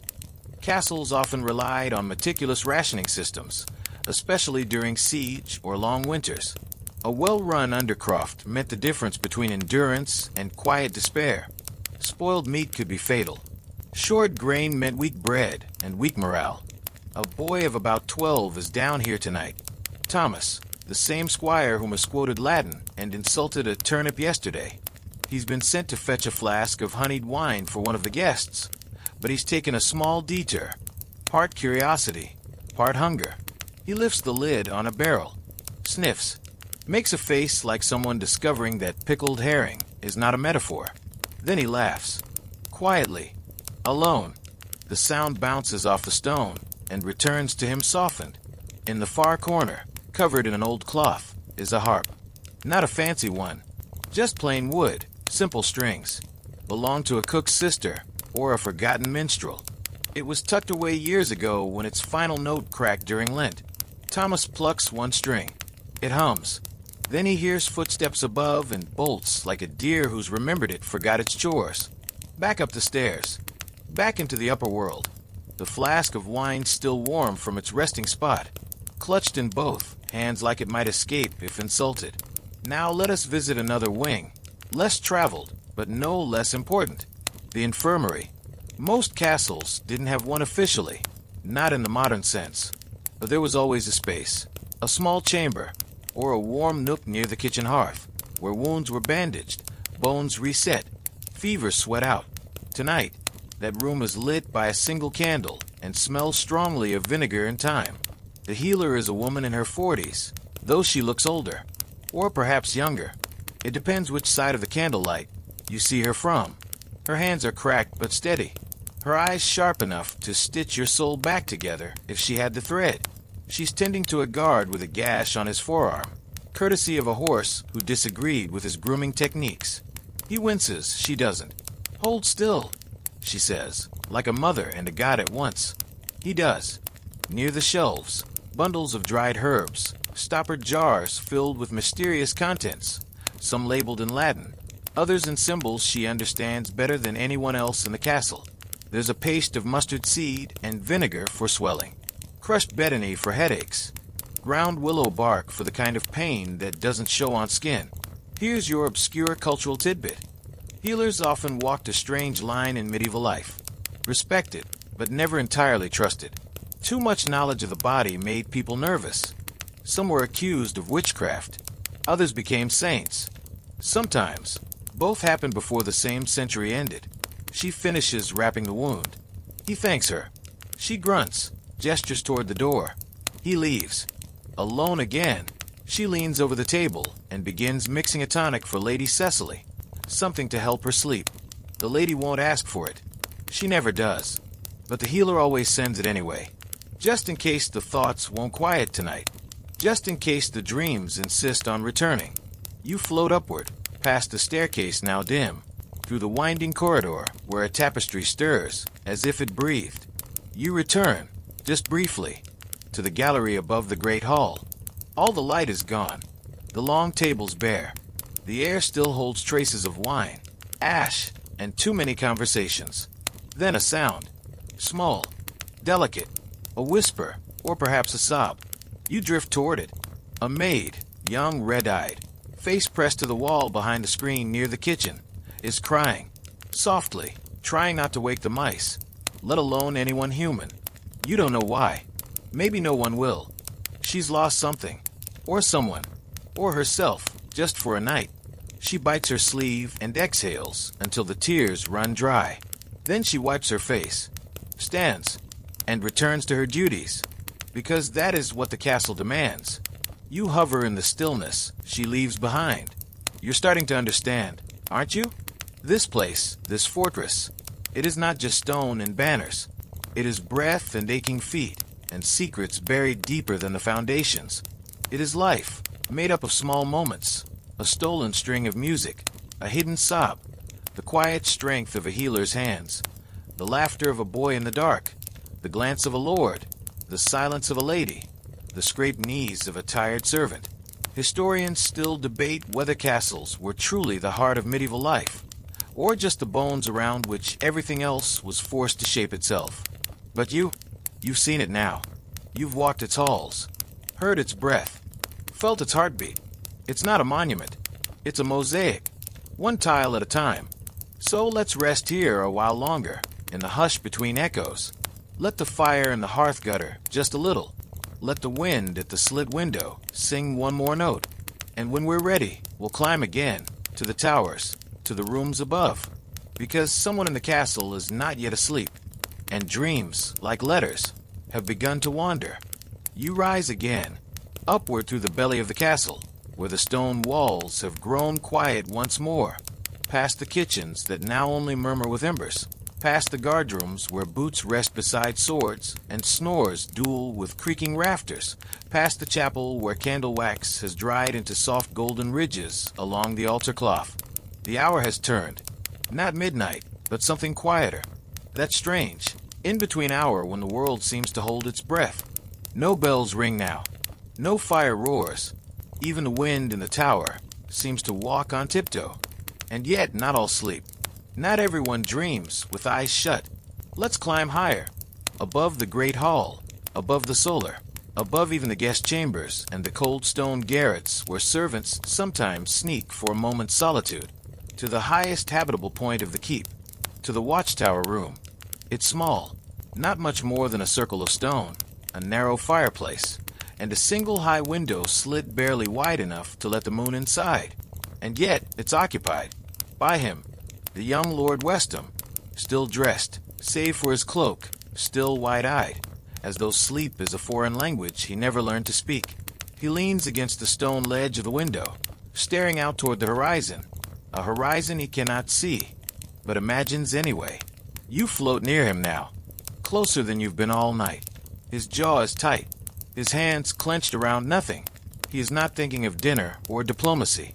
He's thinking of power, of inheritance, of everything his father expects him to become, and everything he's afraid he already is.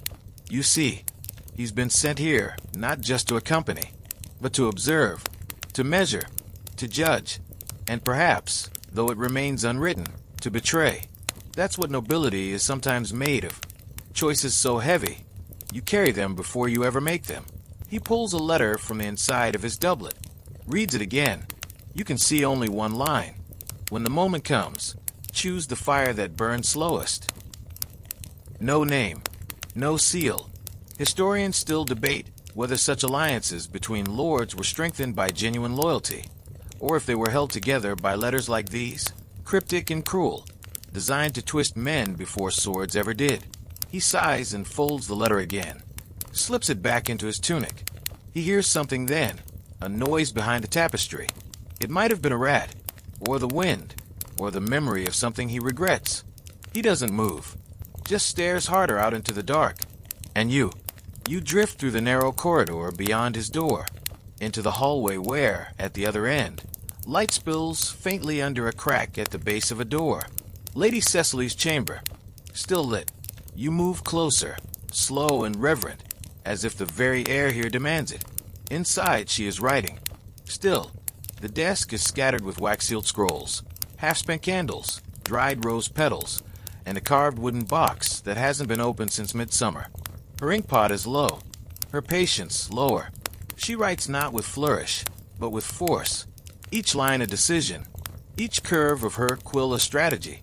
You glance over her shoulder, not to read, but to witness. You do not need the words. You can feel the weight of them.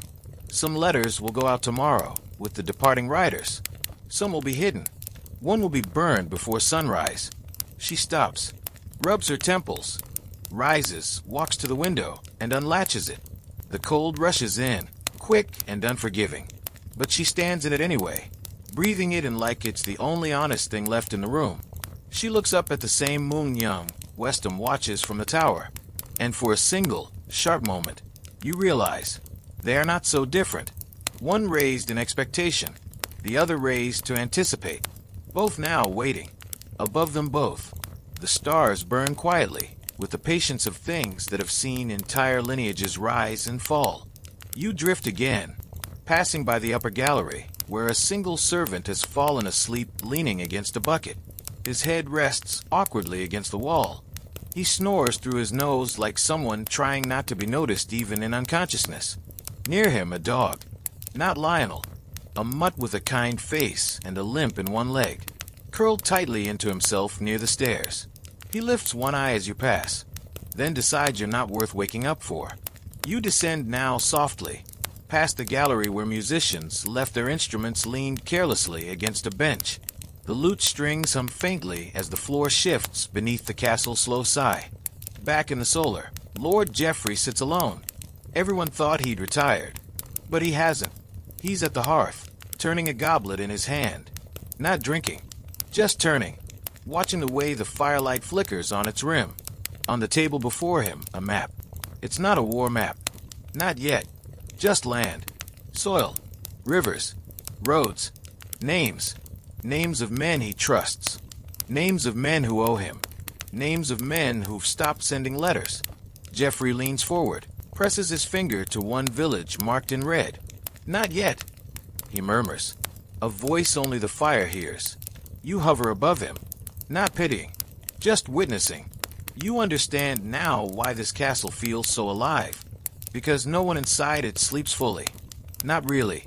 Even those who snore, those who mumble in dreams, even the boy in the stables who dreams of owning his own boots. All of them keep something awake inside them. Hope, fear, memory. The castle is not just stone and wood.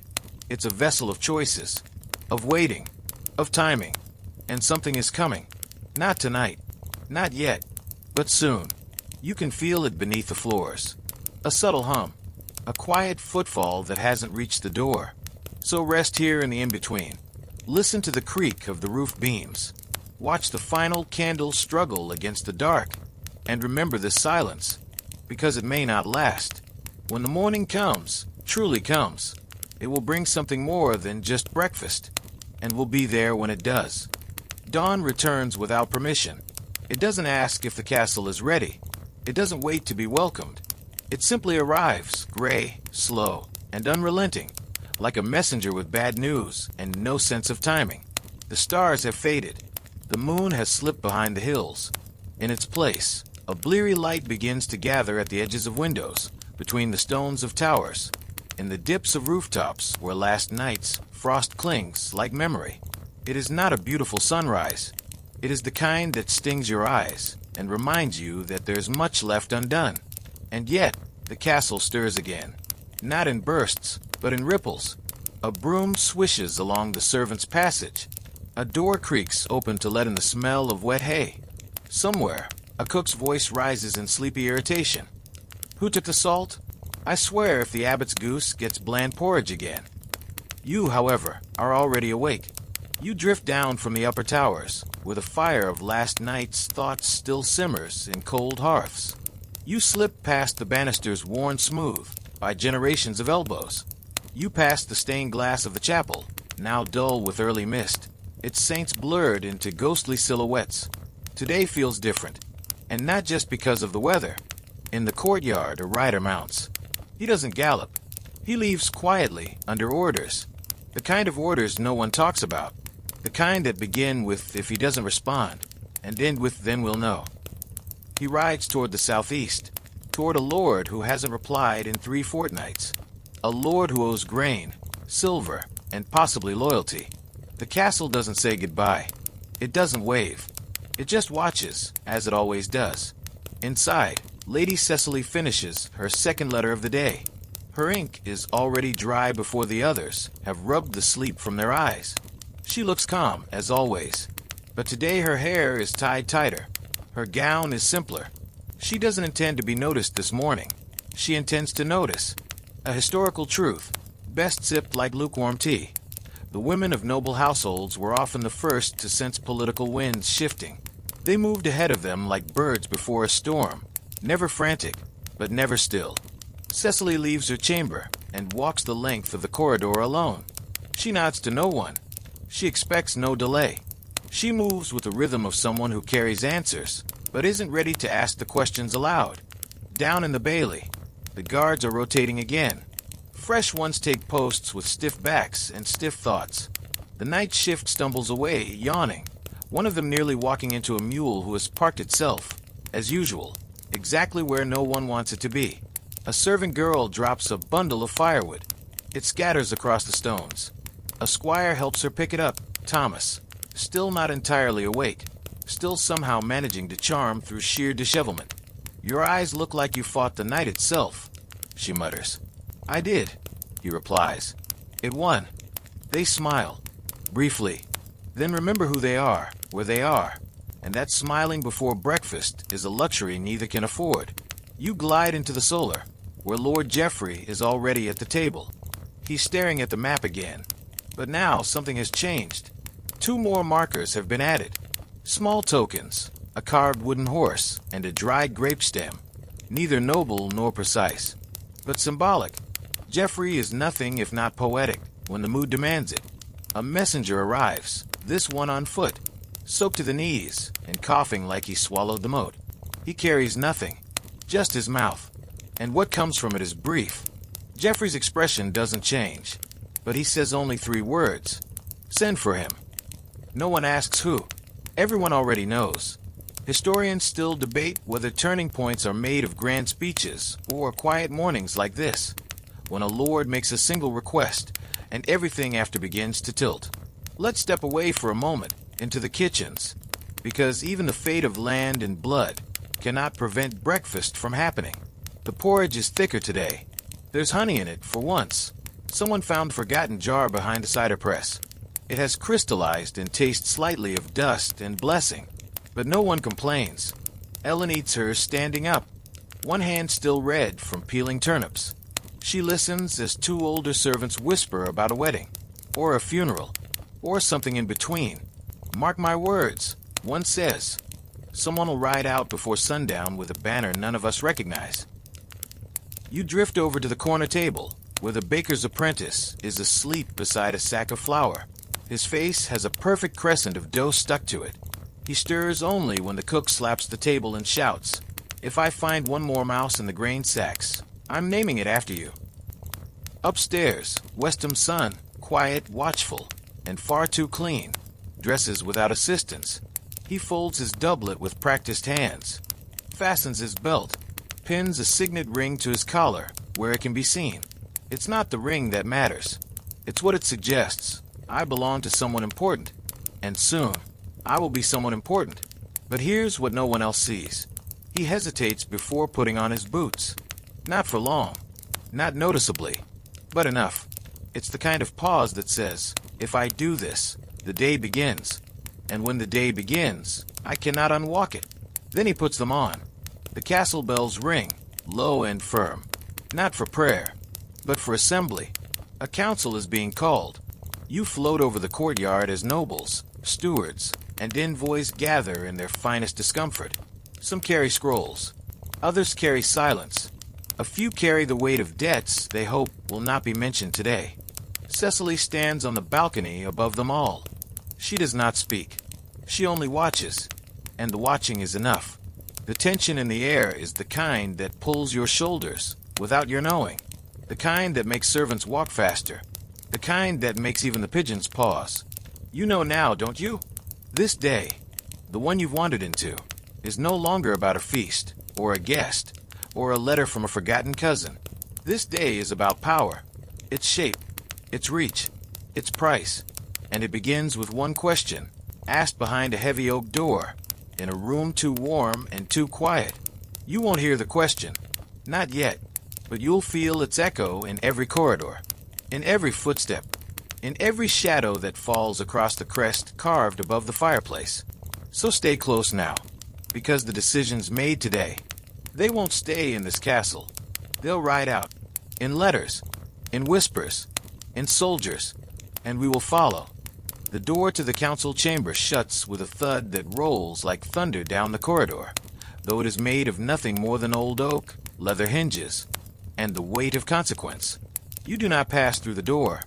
You hover outside it, as is your place. You are a listener, an observer, a companion to the silence that waits patiently outside all decisions. But the room speaks anyway, not in words you can hear, but in the tightening of shoulders, in the guards shifting on their feet, in the way the steward rubs the edge of his ledger with a thumb calloused not from swordplay, but from years of writing the same 4 words, debt carried into spring. Inside that room sit 6 men and 2 women. Lord Geoffrey is among them, of course, at the head of the long table beneath the carved stone crest of his house. The others are a mix of landholders, advisors, and one cleric who thinks he knows more than he does, and speaks twice as often to make up for it. The fire crackles. Papers are unrolled. Words like levy, obligation, oath, and tithe are thrown onto the table like dice. And across it all, a single concern, the road south. Not yet a threat, but a rumor with legs. A dust cloud spotted by a merchant. A banner glimpsed through trees. A rider who never reached his destination. Rumors. But rumors wear armor now. And so the council debates. Meanwhile, the castle holds its breath. You slip away, leaving the lords and their carefully arranged brows to furrow in peace. There are other stories unfolding elsewhere, quieter, perhaps, but no less important. In the old orchard, behind the dovecot, and beyond the herb garden, 2 children chase each other between the trees. One is the daughter of a chambermaid, the other, the son of a visiting baron's stable hand. Their laughter has no allegiance. It rises pure and golden in the morning air, cutting through the tension like a bird song in fog. They are playing a game that involves sticks, shouting, and a truly questionable understanding of how swordplay works. I'm the king, the girl declares, jabbing her stick forward. You can't be the king, you're small, the boy protests. I'm small and faster. That's more important. And just like that, an ancient truth is spoken again in the voice of a child. Agility outruns title, sometimes. Back near the stables, Ellen is brushing turnip. The horse is unimpressed, as usual. She mutters under her breath, brushing harder. If I hear one more noble ask why the stew tastes like the garden's ghost, I'll feed them lavender broth for a week. Turnip snorts in agreement, then nudges her in the ribs with a slightly too playful bump. She stumbles, laughs, catches herself on the saddle. You might not have noticed before, but Ellen's smile, when it arrives, is crooked, sudden, and entirely genuine. It stays only for a moment, but some smiles don't need more than that. Back in the guest wing, the younger Lord Westham reads a second letter.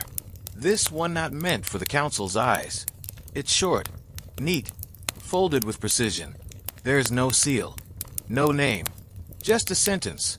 Should the balance shift, remember who taught you to measure.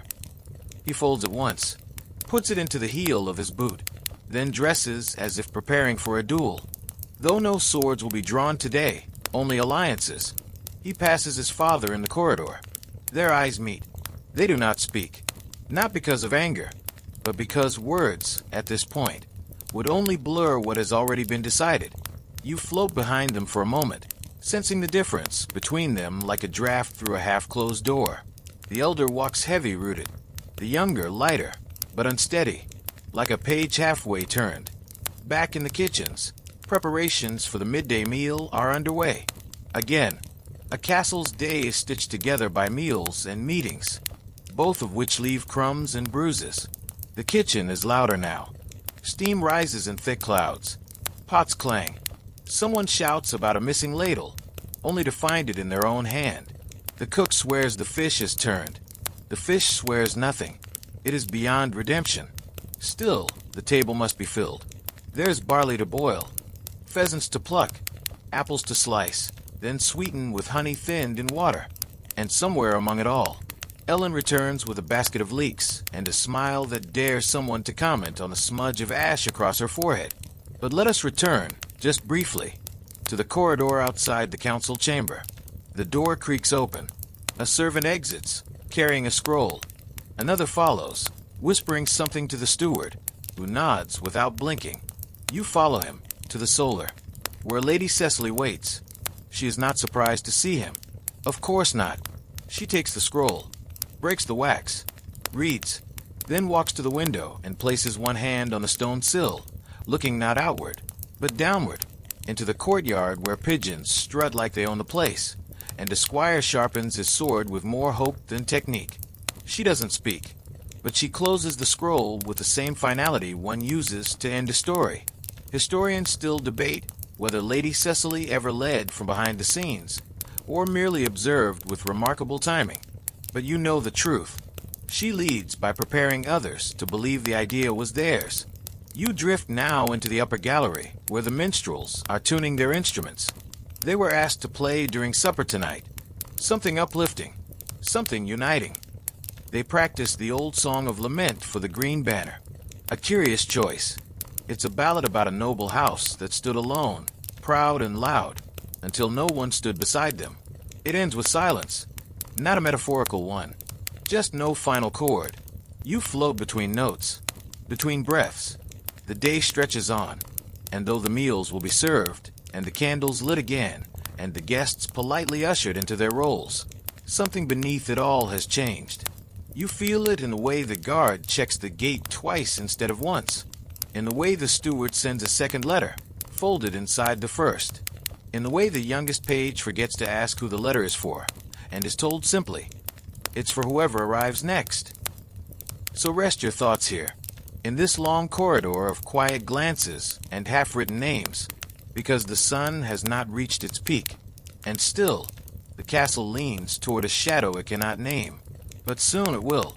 The sun reaches its peak with no ceremony, just a slow, reluctant climb into a hazy noonday sky.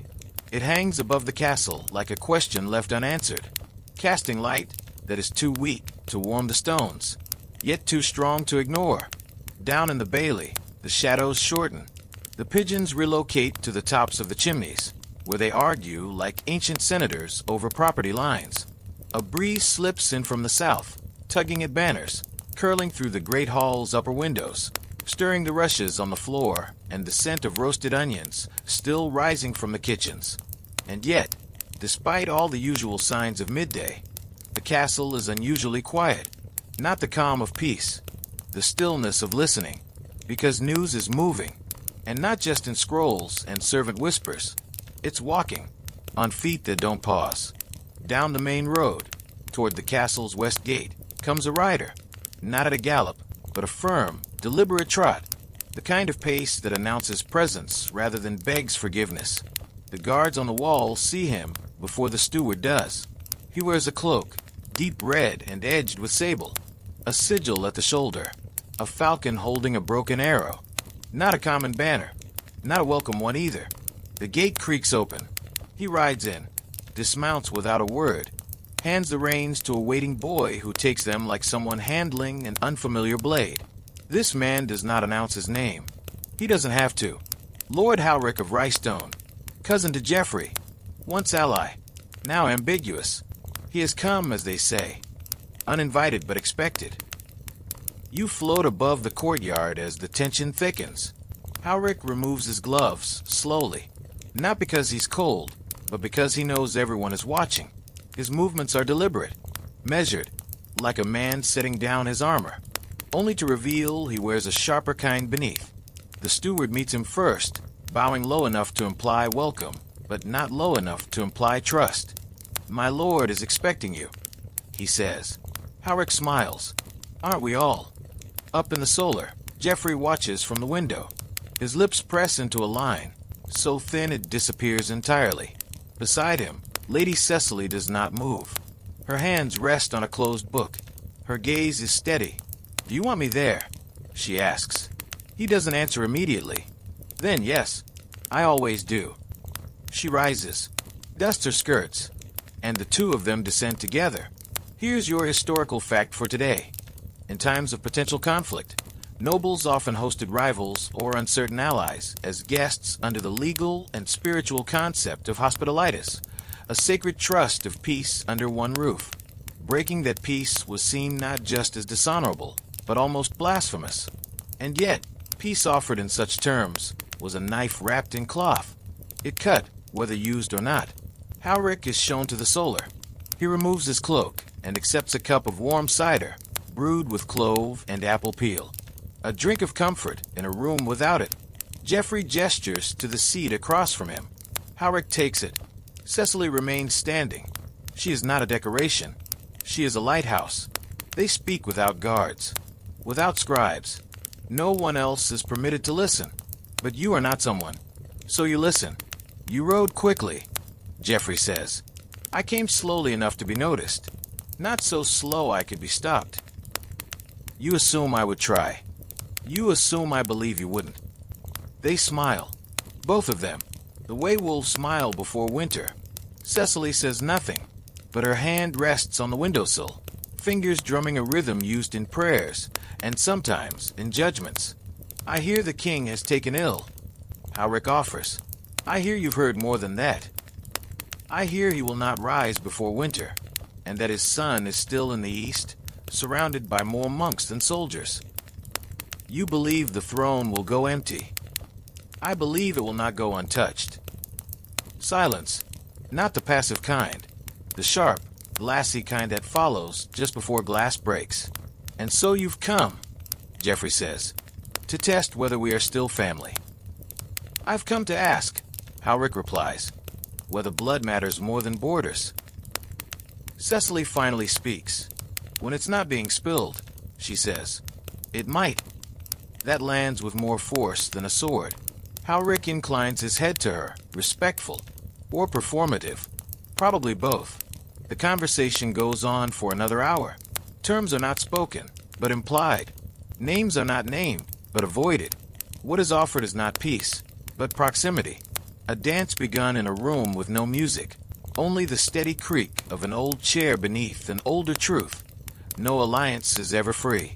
You leave them then, not because you are dismissed, but because the air has grown too heavy, and the castle is humming again, this time with preparation. In the yard, the grooms are inspecting the tack on every horse, checking for wear, fray, or signs of sabotage.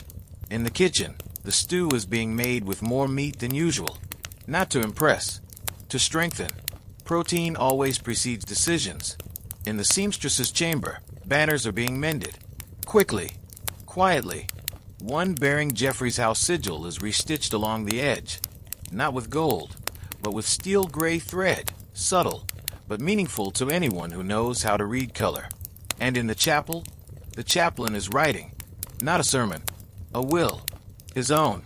He does it slowly, not because he is old, but because the act of acknowledging one's own end must always be approached like kneeling before a door you cannot open. Your cultural tidbit for the day. It was common for clergymen, even those who believed fiercely in divine providence, to write multiple wills, one for the church, one for their family, and one unwritten, passed by whisper or confession, never recorded except in memory. The bell rings once. High, clear, not for mass, not for death, for assembly. Again, but this time, not in the council chamber, in the outer yard, for soldiers.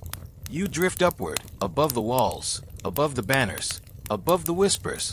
In the distance, on the southern road, a rider crests the hill, not one of theirs, and behind him, another, then 10, then 20, banners unknown, but approaching. The rider at the front raises a horn. He does not blow it, not yet, but soon. The sun is beginning its descent, and the day has not finished speaking. You feel it in the heat on the stones, in the silence behind the solar door, in the small, deliberate way Lady Cecily removes a ring and sets it beside a quill. The castle is no longer waiting. It is listening, and what it hears now is footsteps, coming closer.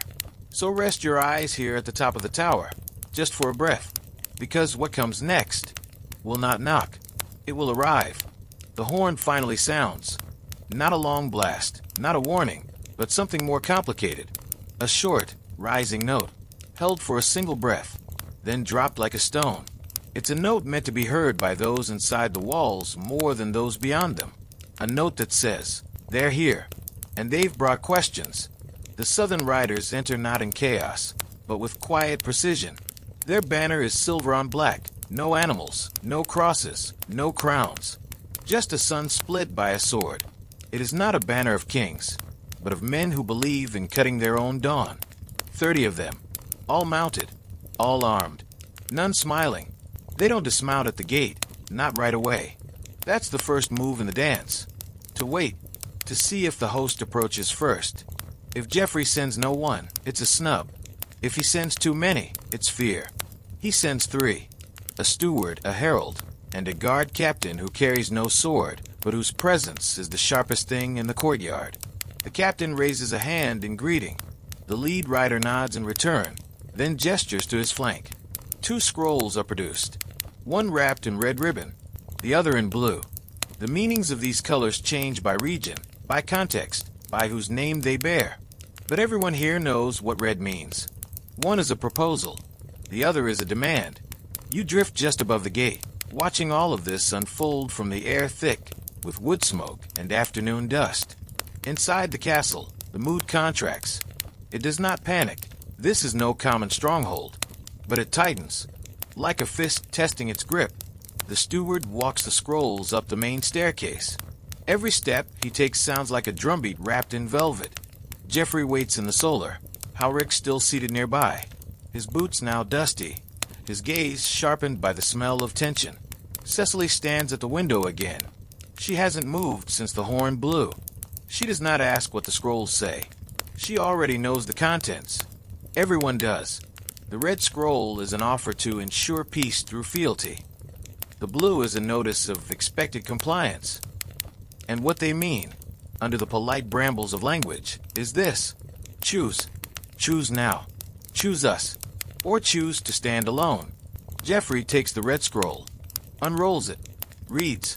Takes longer than necessary, not because it is long, but because he is counting the spaces between the words, not just the words themselves.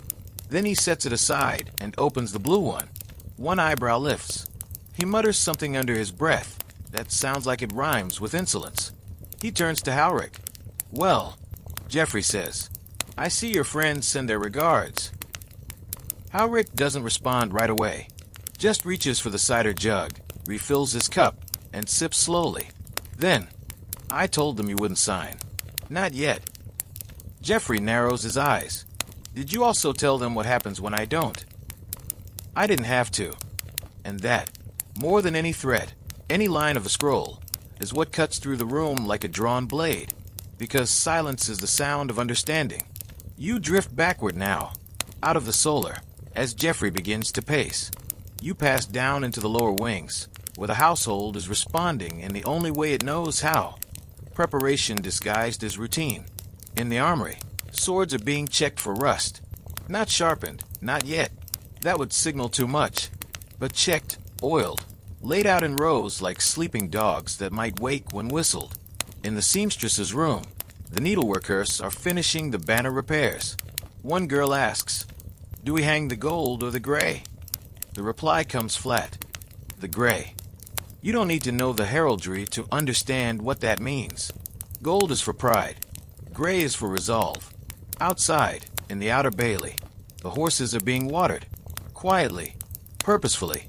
No one speaks above a murmur. Even Turnip, usually content to grunt and misbehave, stands unusually still. You find Ellen behind the bakery. She's helping stack sacks of flour in a dry corner.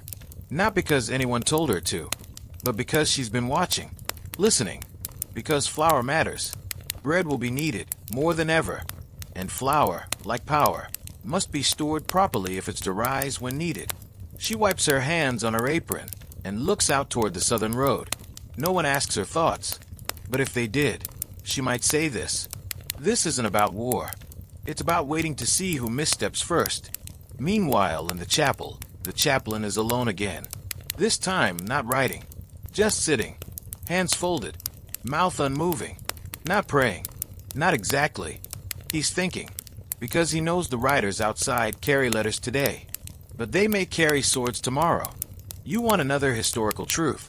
Here it is. Most castle sieges didn't begin with an attack. They began with a question, a demand dressed in manners, a request dressed in steel. Only when that question was answered, loudly, foolishly, or not at all, did the siege begin. Back in the solar, Geoffrey speaks quietly now to Cecily. "They'll wait 2 nights," he says. "Then they'll send a second rider." She nods. "And after that, they'll assume we've chosen." "And will we?" Geoffrey does not answer. Instead, he walks to the window, stares at the courtyard, the banners, the guards, then lifts his gaze to the hills beyond. Finally, he says, "Do you remember the winter we ran out of salt?" She blinks. "Of course. And we made that stew of bark and onion peel. We told the children it was a feast." He nods. "Do it again." She leaves the room, robes trailing behind her like a whisper that's already halfway to becoming a plan. You float above the castle now, the wind tugging gently at your presence, like a child trying to get your attention. From this height, you see the shape of the situation more clearly. The castle, square, thick-walled, proud.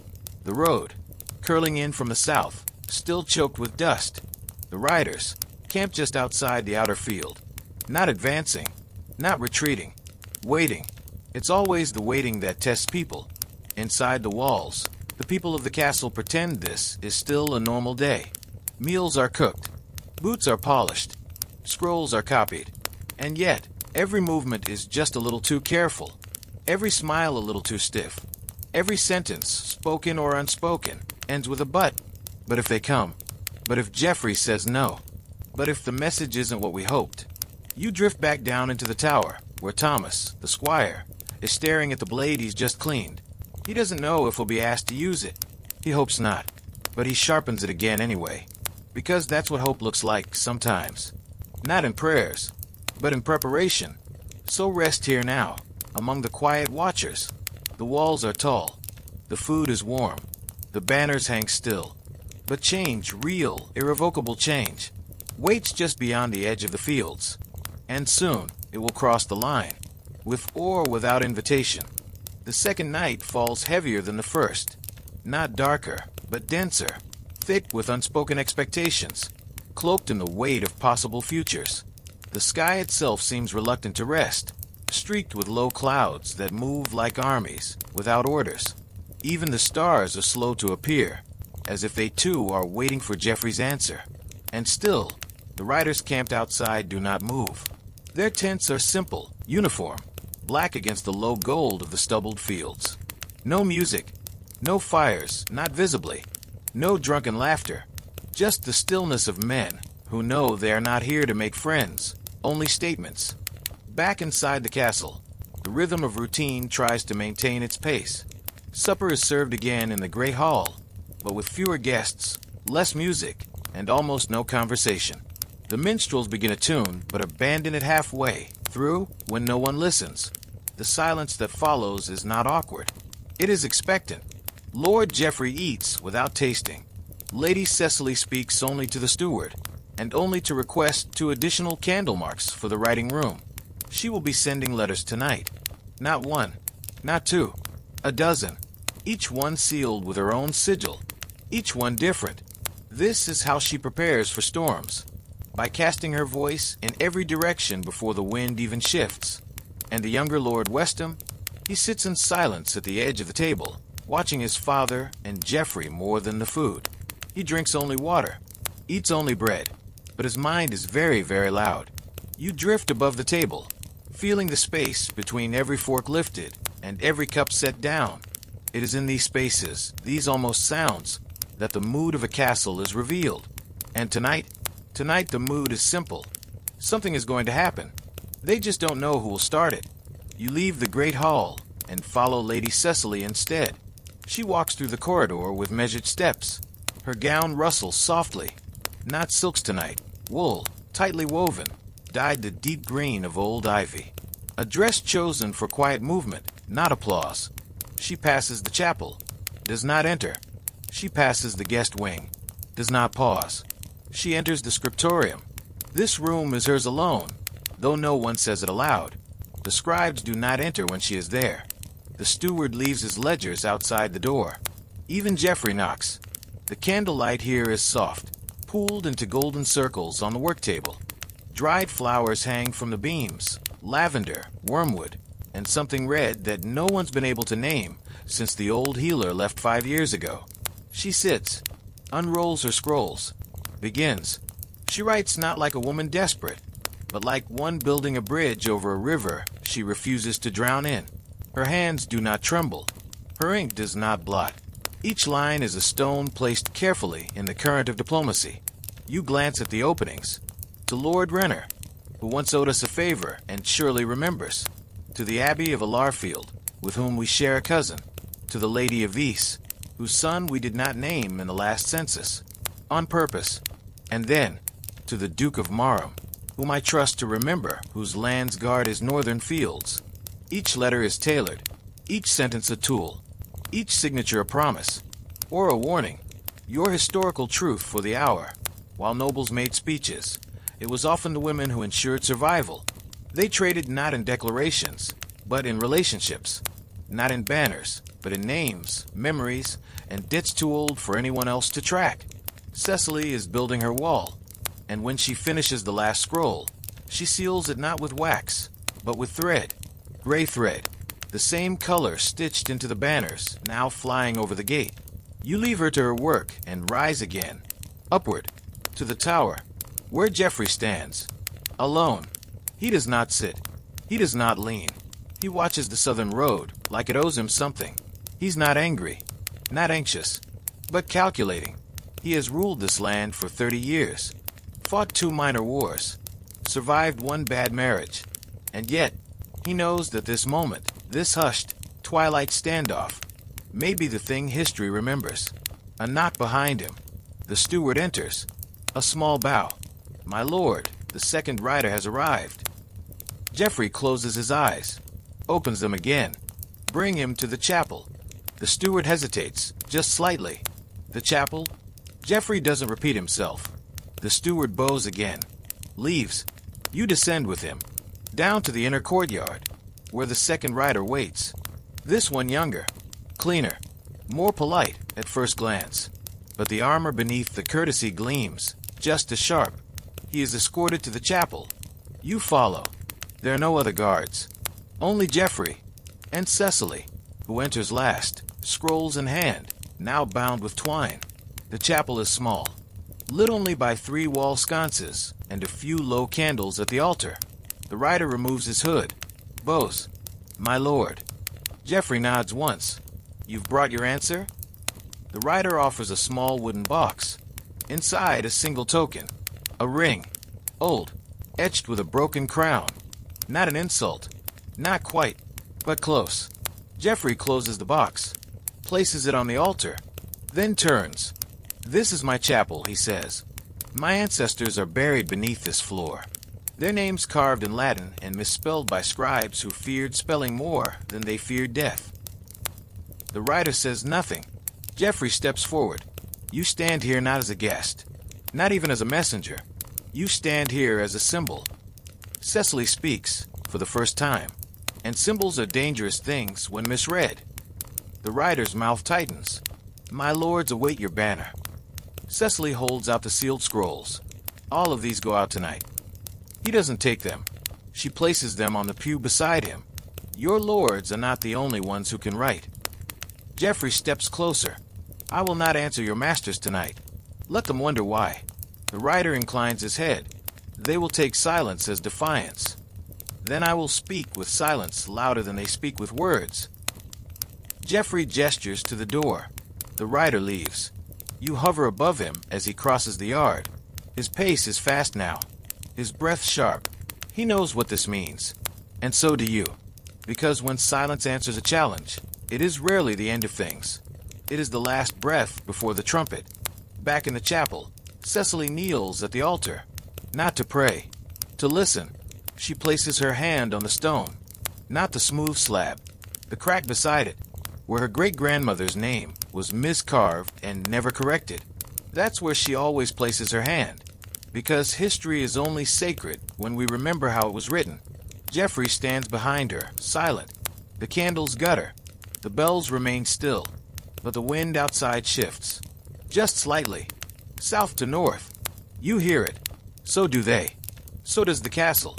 And the dust on the southern road has begun to rise again. Not from one rider, but many. So rest now in this final hush, because when the morning comes, it will bring company. The morning arrives not with light, but with sound. Before the sun touches the upper ramparts, before the shadows lift from the stables and the pigeons begin their daily arguments, there is a distant thrum, low, rhythmic, like a heartbeat approaching from beyond the hills. You hear it before anyone names it, and then hooves. Not a handful, many. A rolling percussion of iron against earth, a thundercloud on legs. The kind of sound that wraps around your ribs before your ears fully register it. The kind that castles were built for, and built because of. You drift high, over the walls, and see it clearly. A column of riders winding through the southern bend. Black cloaks, silver helms. Their armor dulled, not with wear, but with purpose, no polish, no shine. They do not ride for ceremony. They ride for presence. One banner flies high, the sun split by a sword, but another rides beside it now. A new one, a white field, empty, no sigil, no mark, which means they are not just here to press terms. They are here to wait for one. Inside the castle, the call goes up. The gate bells ring, not in panic, but in confirmation. They have arrived. Not an army, but an envoy. 50 men, and among them lords. You descend with a sound into the great hall where Geoffrey is already rising. He slept in his clothes, not because he was unprepared, because last night there was no dividing line between waking and planning. There was no moment when he could convince himself he'd truly rested. He pours water into a basin, washes his face, looks into the small polished plate that passes for a mirror and mutters, "So, they've come." In the corridor, Cecily walks toward him, unannounced. Her hair is pinned in coils, her gown the color of ashwood. No embroidery, no jewelry. She has never looked more like the crest carved above their hearth. Oak tree, roots deep, unbending. "They've sent Murren," she says. Geoffrey pauses. "You're sure?" His horse is red-limbed. Only man I've ever seen who oils his stirrups. He smiles at that. It doesn't reach his eyes. Murren of Dalewatch is not a negotiator. He is a judge. Wherever he rides, decisions are not discussed. They are handed down. You may wonder, why not raise the drawbridge? Why not call archers to the walls? But that is not how this war is being fought. Not yet. This is not about arrows. Not today. This is about position and appearances. A historical truth to carry in your palm like a stone. In the 14th century, many conflicts were not decided by steel, but by presence. To host someone, even a rival, meant strength. To deny them meant fear, or arrogance, or worse, indecision. So Geoffrey gives the order. Lower the bridge. Open the gate. Let him ride in. The words land like a verdict. You follow the clatter of boots on stone, the scramble of servants clearing the courtyard, the rattle of the portcullis being lifted slowly, as if the castle is still trying to make up its mind. Then he enters. Murren, tall, broad, unsmiling, chainmail beneath a wool cloak, a circlet on his brow that is not a crown, but wishes to be. He does not dismount at first, just surveys the castle yard with the eyes of a man who once counted siege towers for fun. Then, only then, does he swing down. Geoffrey and Cecily descend the steps together to meet him. Neither bows, neither smiles. Murren inclines his head, barely. "My lords," he says. "Lord Murren," Geoffrey replies. "You ride heavily for someone not at war." Murren's voice is deep, unhurried. "You mistake firmness for burden. I travel as I must." Cecily cuts in gently. "And why must you travel at all, Lord Murren?" He meets her gaze, and this is where he falters, because Cecily is not Geoffrey. She is not bound by the same history. She is not beholden to the same debts, and she does not flinch. "The High Council," Murren says, turning back to Geoffrey, "request your immediate affirmation." He gestures to the white banner. "It has been planted in the earth, near the gate. By dusk, we will expect your mark upon it." Cecily glances at it. "Blank canvas," she says. "How poetic." "We wish to give you room," Murren answers, "to define your loyalty as you see fit." You float above this moment like a breath held in a cathedral. Below, the servants pretend not to listen. Ellen is in the shadows, flowers still on her apron. Her eyes are narrowed. Her grip on the firewood bundle she carries is just a little too tight. Thomas the squire is nearby, sword belted, eyes darting between faces. Even Turnip the horse seems to be watching, which is deeply unsettling. Murren continues. "There will be no second visit, no third rider, no siege towers, not unless you invite them." And that, more than anything, is the final line, not spoken as a threat, but as a pre-written caption to the future. You drift up into the chapel. The chaplain kneels at the altar again, but today, he does not whisper to the saints. He sharpens a penknife, not for violence, for ink. He will be the one to mark the banner, if Geoffrey agrees. He has done this before. Once, as a younger man, in a smaller castle, with a worse outcome. He remembers what ink can mean when applied to fabric. It does not fade. Outside, the bells toll once. Midday. Time to eat. Time to decide. But no one in the castle is hungry. The kitchen fires burn anyway, because appearance must be maintained. Bread is baked. Wine is warmed. The long table is reset. Murren will dine as a guest today, because this is how diplomacy works. You break bread before breaking faith. And yet, you know, and so do they. This meal is not a pause. It is the prelude. The walls of the castle hum again. The banners hang lower than yesterday. The wind has shifted again, from east to north now. And in the west, just visible from the highest tower, smoke, a small column, a signal. You don't need to ask who it's for. So rest in this tension, soft but sharp. Watch as they prepare the table. Watch as Geoffrey washes his hands a second time. Watch as Cecily changes her gown, for one without sleeves. And know this, by sunset, the banner will not be blank. It will bear a mark. And whether that mark is surrender, defiance, or something in between, will shape not only the castle's future, but everyone inside its walls. The table is set with more forks than guests, and more wine than thirst. It gleams beneath the torchlight like a stage that hasn't yet decided whether it's meant for comedy or tragedy. In the great hall, the long trestle is dressed in its finest linens, cream-colored cloth edged in ivy-green embroidery, older than half the councilmen and rumored to have been stitched by Geoffrey's grandmother during a siege no one wants to talk about. The cloth is heavy with history and stains, that no one dares bleach for fear of washing out legacy. At the high seat, Lord Geoffrey sits straight-backed, flanked by two chairs. Cecily occupies one, her hands resting on the table, motionless. The other has been left for Murren. He takes it without hesitation. You float just behind him, above the candles, where the smell of wax mingles with rosemary and roasted game. The meal begins in silence. Not reverent silence. Not respectful. Calculating. The kind where every bite chewed sounds like punctuation. The kind where you measure each sip to see if the man beside you drinks first. Roasted duck is served first. Its skin crisp. Its bones deliberately arranged to resemble something more ceremonial than accidental. There's a pheasant pie as well, cracked on one side, a visible golden flaw that draws everyone's eye, and then no one mentions. Then comes the bread. Dark, dense, heavy as diplomacy. Cecily breaks hers cleanly. Geoffrey tears his in half. Murren does not touch his.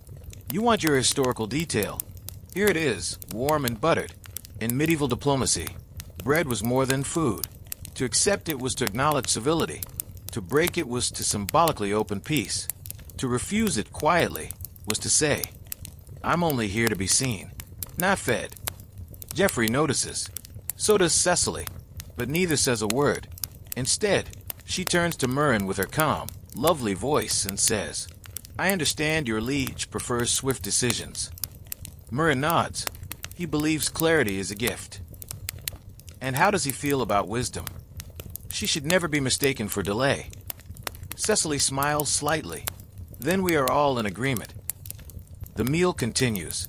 Stew is poured. Trenches of bread replaced. Murren finally takes a sip of wine. 1. Geoffrey refills his own. He does not offer to refill Murren's. This, too, is noted. You drift now through the lesser hall, where the other guests, envoys, squires, minor lords, sit at lower tables. They are fed the same dishes, but with less ceremony. The mood here is no brighter. Men chew quietly. Women pass glances between each other like riddles. Thomas the squire is seated near the hearth. His sword belt is on, though everyone's told him to take it off at meals. He does not. Beside him, Ellen. She's been allowed a place at the lower bench tonight. Not to dine as an equal, but to serve. She carries a jug of ale and moves between tables. But her eyes? Always forward. Always measuring. She, too, knows that bread is never just bread. Back at the high table, the final course is served. Spiced pears and wine. Sweet. Slippery. The kind of dessert served when conversation is meant to turn soft. It does not. Geoffrey puts down his spoon. Turns to Murren. Well, Murren folds his napkin once. Neatly. Places it on the table. Looks up. You know what we ask. And you know what we refuse. Do you? Geoffrey leans back. You come with a blank banner, but you do not offer a blank future. Murren says nothing. Cecily speaks instead.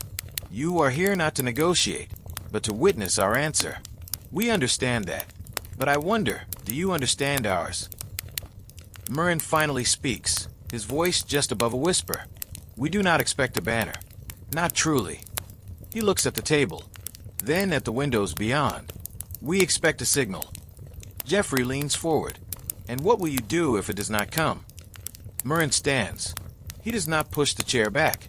He simply stands, and it knows to move. Then I will stay. You will camp in our fields. I will live in your shadow, and remind your neighbors you are undecided. This, more than anything else, is the strike, because it is not threat. It is corrosion, and every castle fears erosion more than invasion. Murren nods once. You have until dawn. Then he walks away. Not fast, not slowly, just unbothered, like a man who knows that silence, if left long enough, becomes pressure. Geoffrey does not move. Cecily rises slowly. She does not follow. Instead, she says, not looking at her husband, he won't bring siege towers. No, Geoffrey replies, but others will. Yes, and the smoke we saw this morning. Geoffrey says nothing, because she already knows. You follow her as she walks away, through the gallery, past the chapel, into her private writing room. The scrolls from last night are gone sent. But new parchment is unrolled.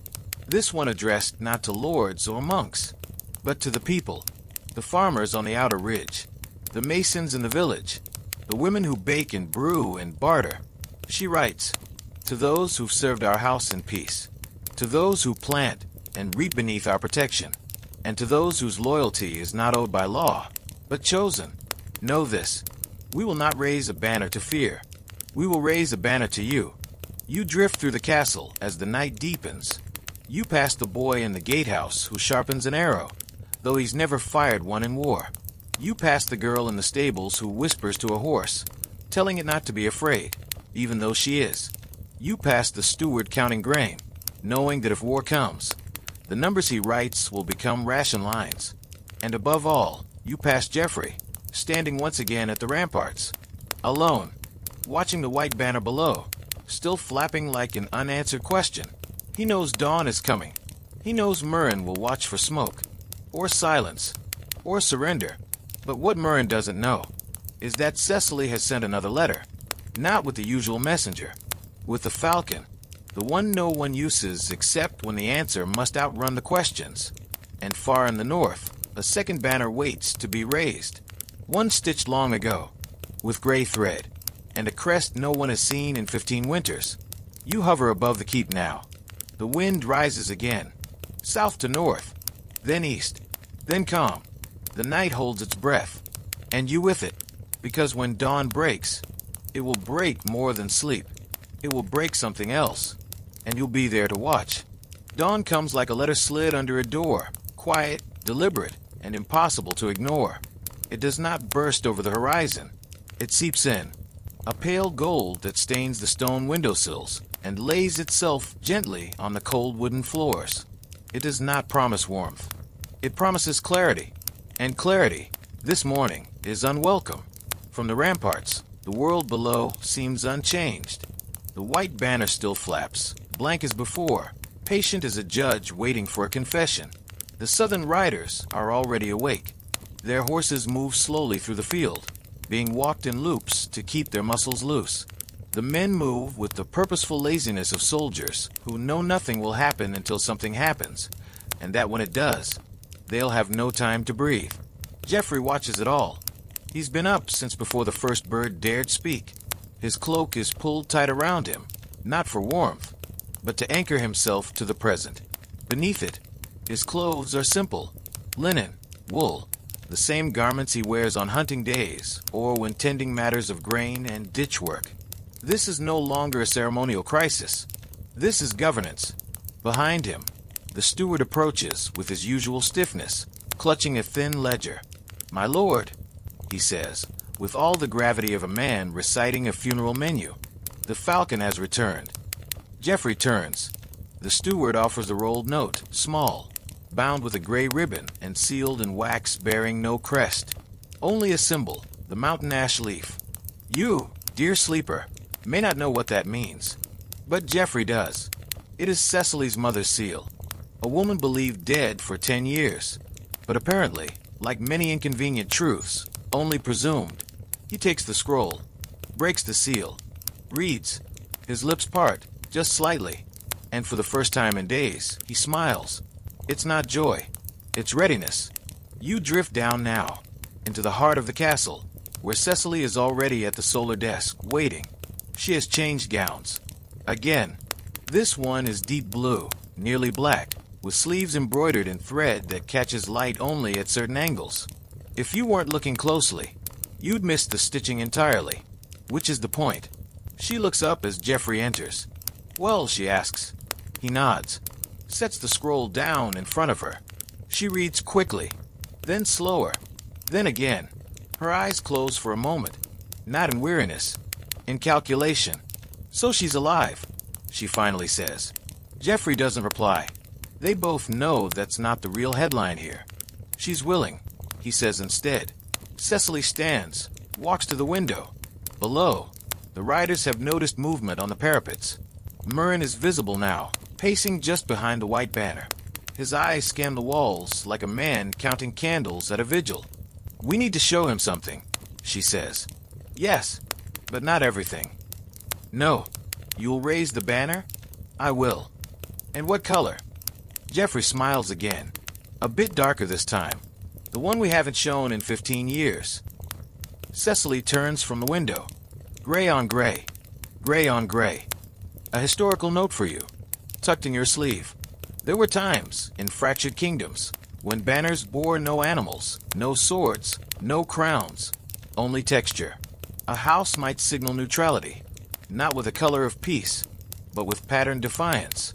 A gray crest on a gray field, camouflage masquerading as clarity. It meant, we are still here. But you'll have to look harder. The castle stirs with sudden purpose. Not panic, not even speed, just purpose.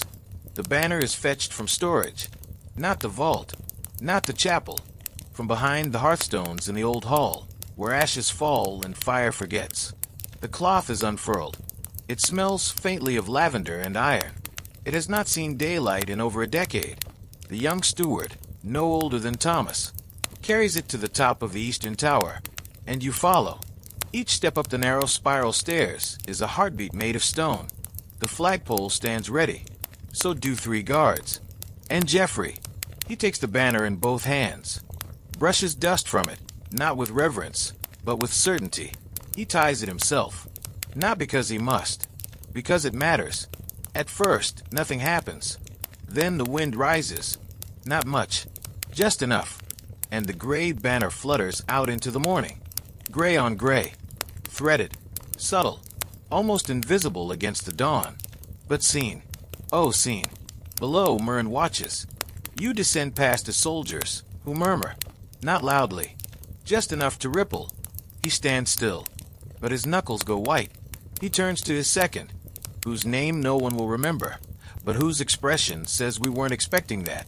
Myrn mounts his horse, slowly, deliberately, no fanfare. He rides toward the castle, not to reissue a demand, but to record an answer. Inside, the chaplain prepares ink, not for surrender, but for declaration. A scroll is unrolled, not blank, pre-written weeks ago, perhaps months, perhaps longer, signed by Jeffrey, but drafted by Cecily. A statement of fealty to the people of the land, not to crown, not to claim, to the harvesters, the herders, the smiths and scribes, to those who've had enough of colors, and wish instead for quiet. The scroll is handed to Myrn in the court. No audience, no applause, only 3 witnesses. Cecily, Jeffrey, and you. Myrn reads, says nothing, rolls it, places it in his satchel, then looks up. This is not an answer, he says. Jeffrey answers calmly. It is our answer. Myrn glances toward the banner again, still fluttering, still barely visible. He turns his horse and leaves, not galloping, not defeated, just disrupted, as his riders follow. The dust they kick rises higher than it should, more than horses. Other forces are moving, and you feel it. The wind now comes from all sides, not warm, not cold, but new. Back in the solar, Cecily sits again, this time with a different scroll. The names of all minor lords in the Eastern Valley. 2/3 of them have yet to declare. The others declare too soon. She marks 3, circles 1, draws a single line beside another. Jeffrey watches her, says nothing.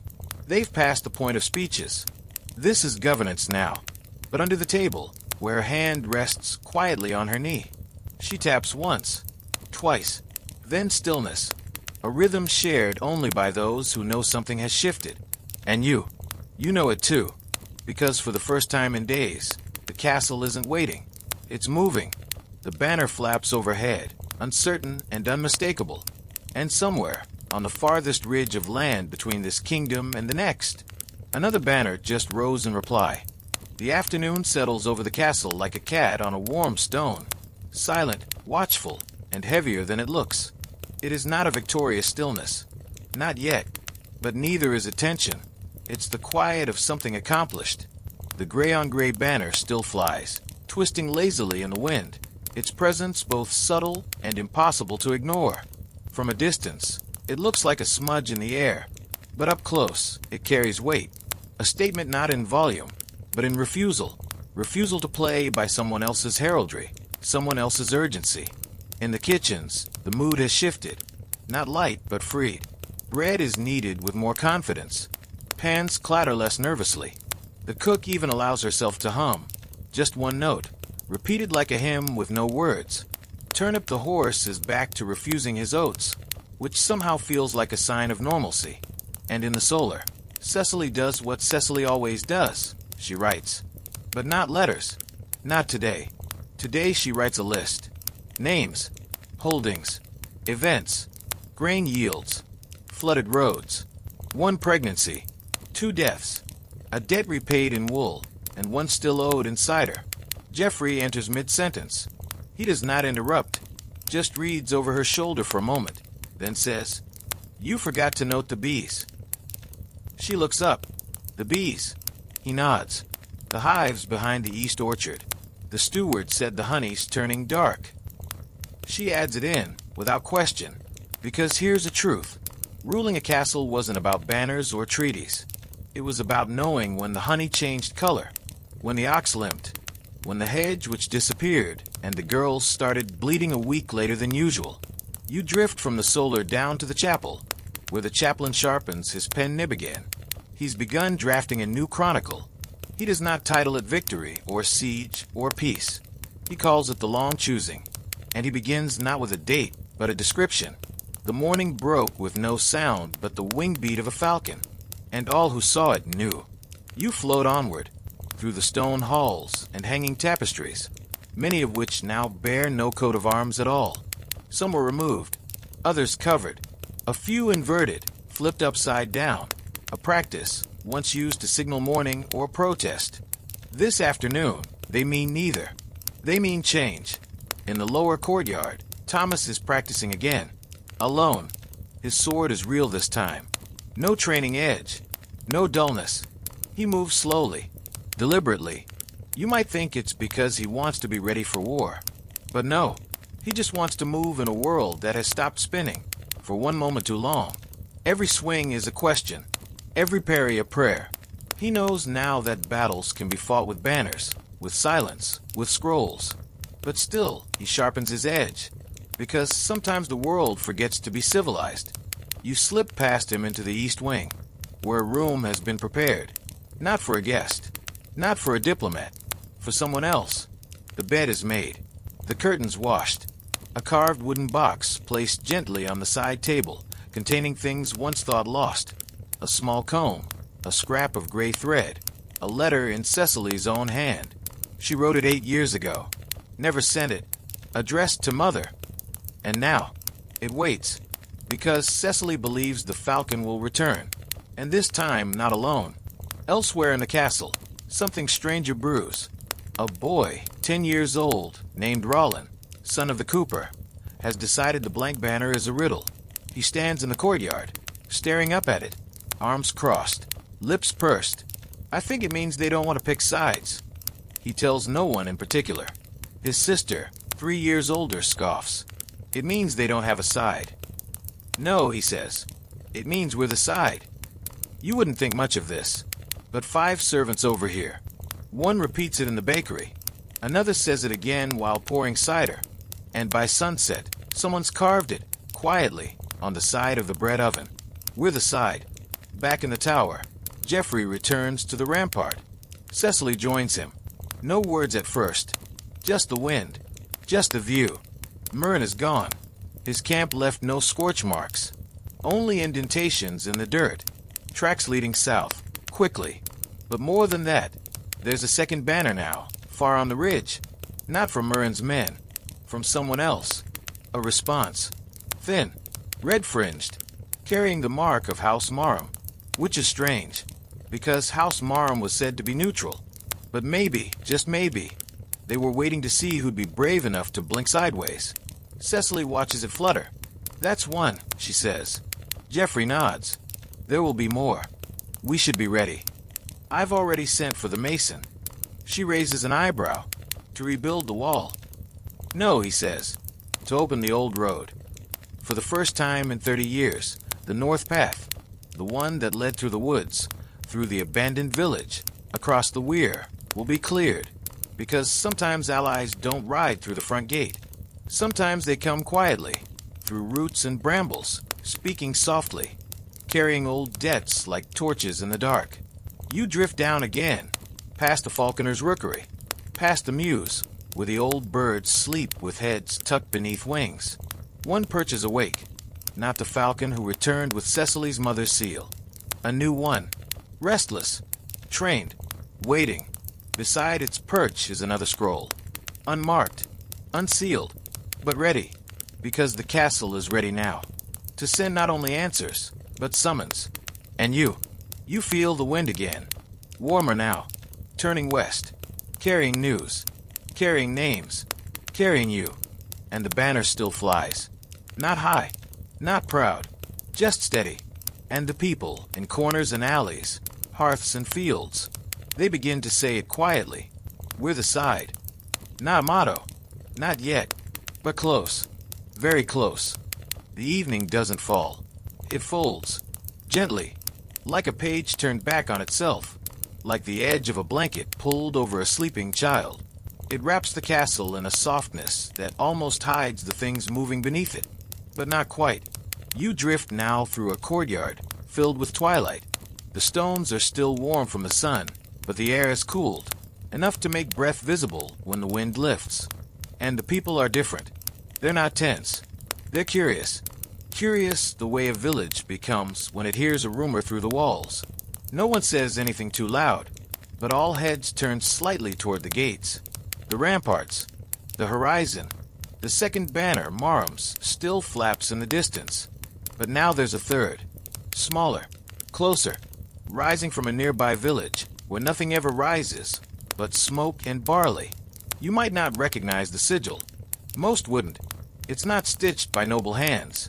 It's not registered in any heraldic book. It is a simple circle of green with a silver line through the middle, the mark of a guild, a weaver's guild. Their banner is hand-dyed, faded, probably carried up the hill by someone with sore feet. But it's a signal. They have chosen, and they've chosen you. Back in the castle, Cecily stares at it from the window. She doesn't smile, but she blinks like she hasn't in a long time. "That's two," she says, as Geoffrey joins her. He doesn't ask what she means. He's already counted. Then a third movement, this time from the north woods. A slow line of torches, spaced irregularly. Too few for an army, too many for a lost hunting party. And when they finally reach the edge of the castle's view, they pause, set camp, and raise no flag. But a fire is built in the old way. 3 stones, 1 iron pot, no sound. Geoffrey turns away from the window, rubs his beard slowly. "You know them?" "No," Cecily says, "but I know how they cook." You may laugh, but here's your historical fact to cradle in your thoughts. In times of fractured rule, cooks and stewards were the true diplomats. Castles were known not only by their banners, but by their kitchen smoke. The way a cook boiled their roots, spiced their lamb, or stacked there would reveal their region more surely than any seal. And those torches? Those are Midlands. Cecily closes the shutters. No messages. Not yet. No welcome. Geoffrey asks. "No," she says. "Not yet." They are watchers, those torchbearers. They've come to observe, not to join. And in this game, sometimes being seen is more powerful than being declared. In the stables, Thomas oils his saddle again. He doesn't know why. No one has ordered a ride, but something in him insists on readiness.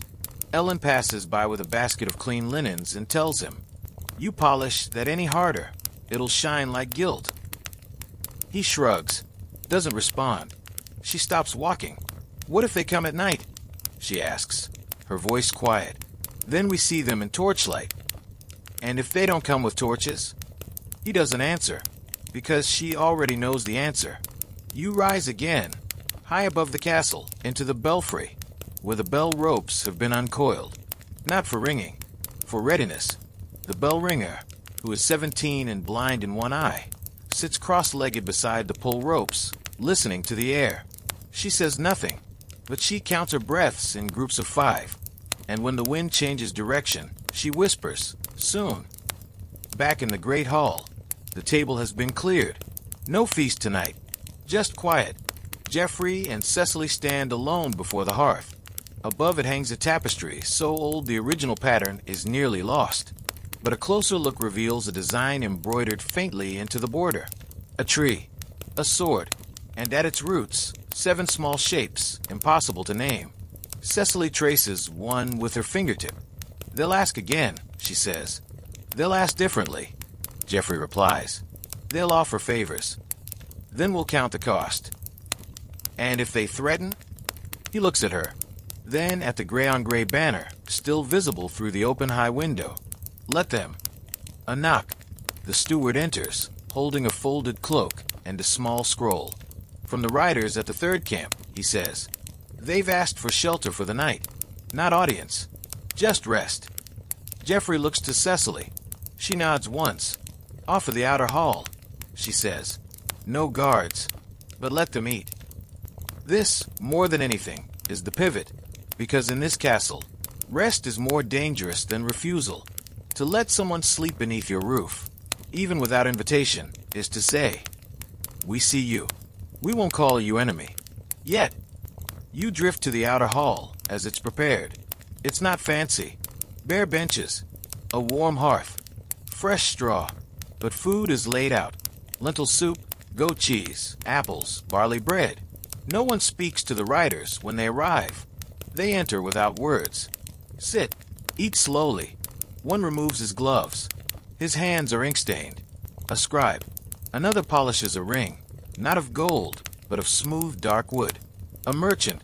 A third wears armor under a patchwork tunic. Too poor for war, too proud for hiding. You realize, then, these are not noble envoys. These are witnesses from the edges of the land, and they've come not to demand a decision. They've come to see if it was real. You return to the chapel, where the chaplain is still writing his chronicle. He dips the pen, scratches lines, then pauses, and adds one more sentence without lifting his quill. And before night had fallen full, 3 banners rose in silence, and one fire spoke louder than steel. Outside, the stars appear one by one, not scattered, not random, but in constellations, each one a line, a name, a history. Cecily watches them from her balcony. Thomas sharpens his blade. Ellen ties a new knot in her apron string. The bell ringer exhales on the count of 5. And far below, in the quiet edge of the 3rd camp, one of the riders unfurls a cloth from his pack. It is not a banner. It is a map, but it has been redrawn. And this castle, your castle, is now circled not in red, but in green. And beside it, in small, cramped script, one word, awake. So rest now, because soon the world will look here. And when it does, you will be ready. Midnight in the castle is not truly silent. It breathes. Through the slats in the shuttered windows, through the walls swollen with centuries of secrets, through the worn cracks in the floors where 1,000 boots have passed without ceremony. Midnight hums, not loudly, not ominously, just enough to remind you. Even sleep is part of the record. The great hall lies dark now, save for one candle left burning near the hearth. Not for light, for continuity. The flame has been kept alive since the day Murren rode in.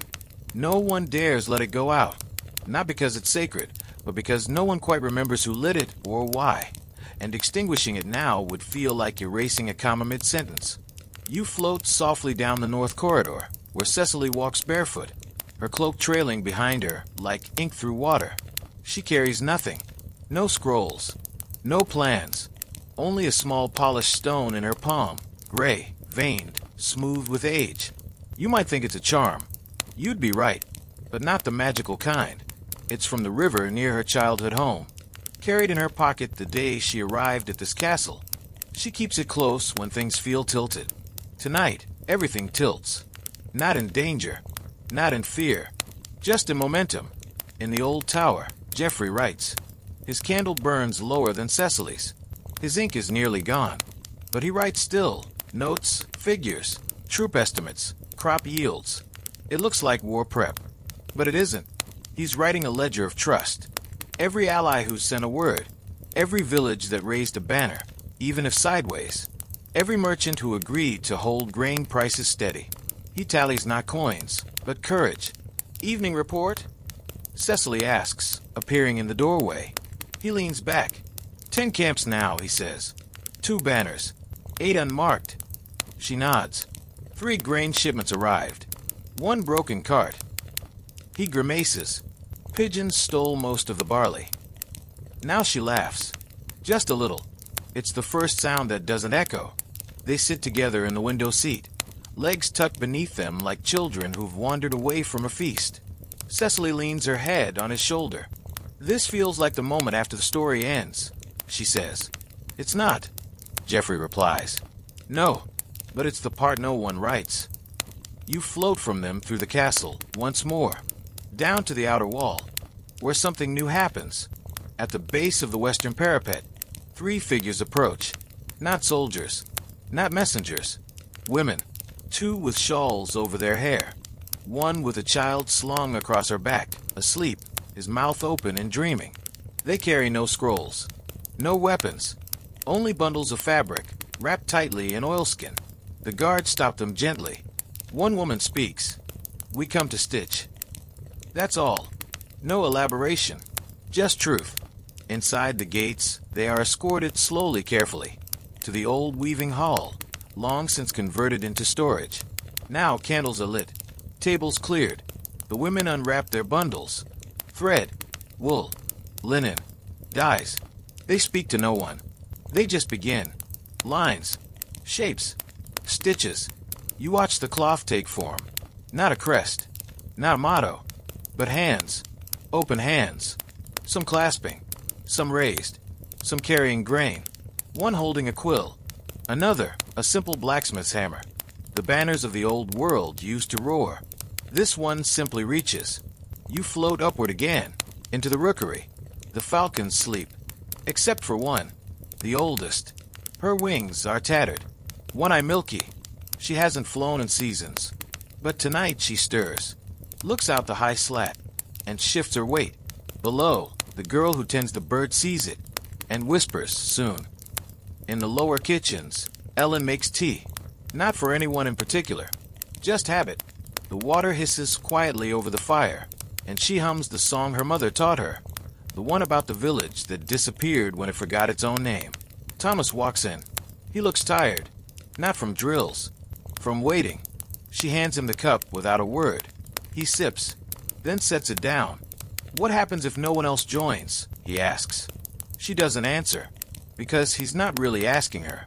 He's asking the room, the world, the fire. What happens if they do? She finally whispers back. You pause, listening to that silence. It's full of questions. And just outside the castle, near the 3rd torch camp, someone answers. A rider approaches, alone. Their horse is small, not built for war, more suited for carts and quiet errands. But the rider's cloak is deep red. A signal. They don't knock at the gate. They stop by the road, light a small lantern, then hang it on a hook outside the stone wall. A signal used during the winter famine, long ago, during the famine of the Red Moon. It means, I bring safe passage. I do not come to trade. I come to stand. The guards see it. One whispers to another, and the news begins to ripple, upward, through halls, through stone, through sleep, until it reaches Cecily, just as she drifts into her chamber. She does not speak. She nods, removes her cloak, and stares out the window. 3, she says quietly. 3 tonight. In the dark of the outer stairwell, the steward carves a small mark on the lintel beam. Just a scratch, not visible unless lit by candle. 1 scratch for each pledge received. By morning, there will be 6. Not all banners arrive with brass or drums. Some arrive with wool, with tea, with an open hand stitched into gray cloth. You float again, higher now. The castle shrinks beneath you, but its pulse, its quiet hum, grows louder. The kind of sound you don't hear with ears. You feel it in your ribs, in your bones. It's the sound of something shifting, a new center of gravity, a castle that was once a question, becoming an answer. And it is only midnight. There is still more night to come.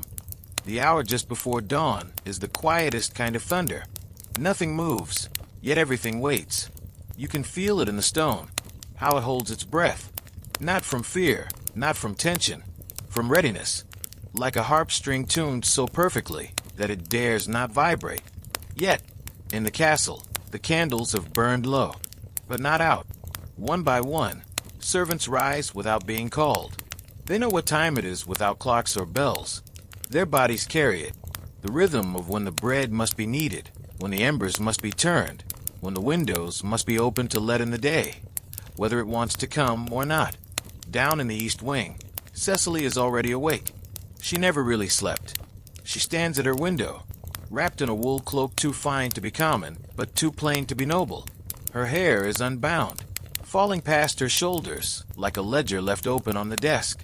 On the far hill, another banner has appeared. It's white, but not the blank kind.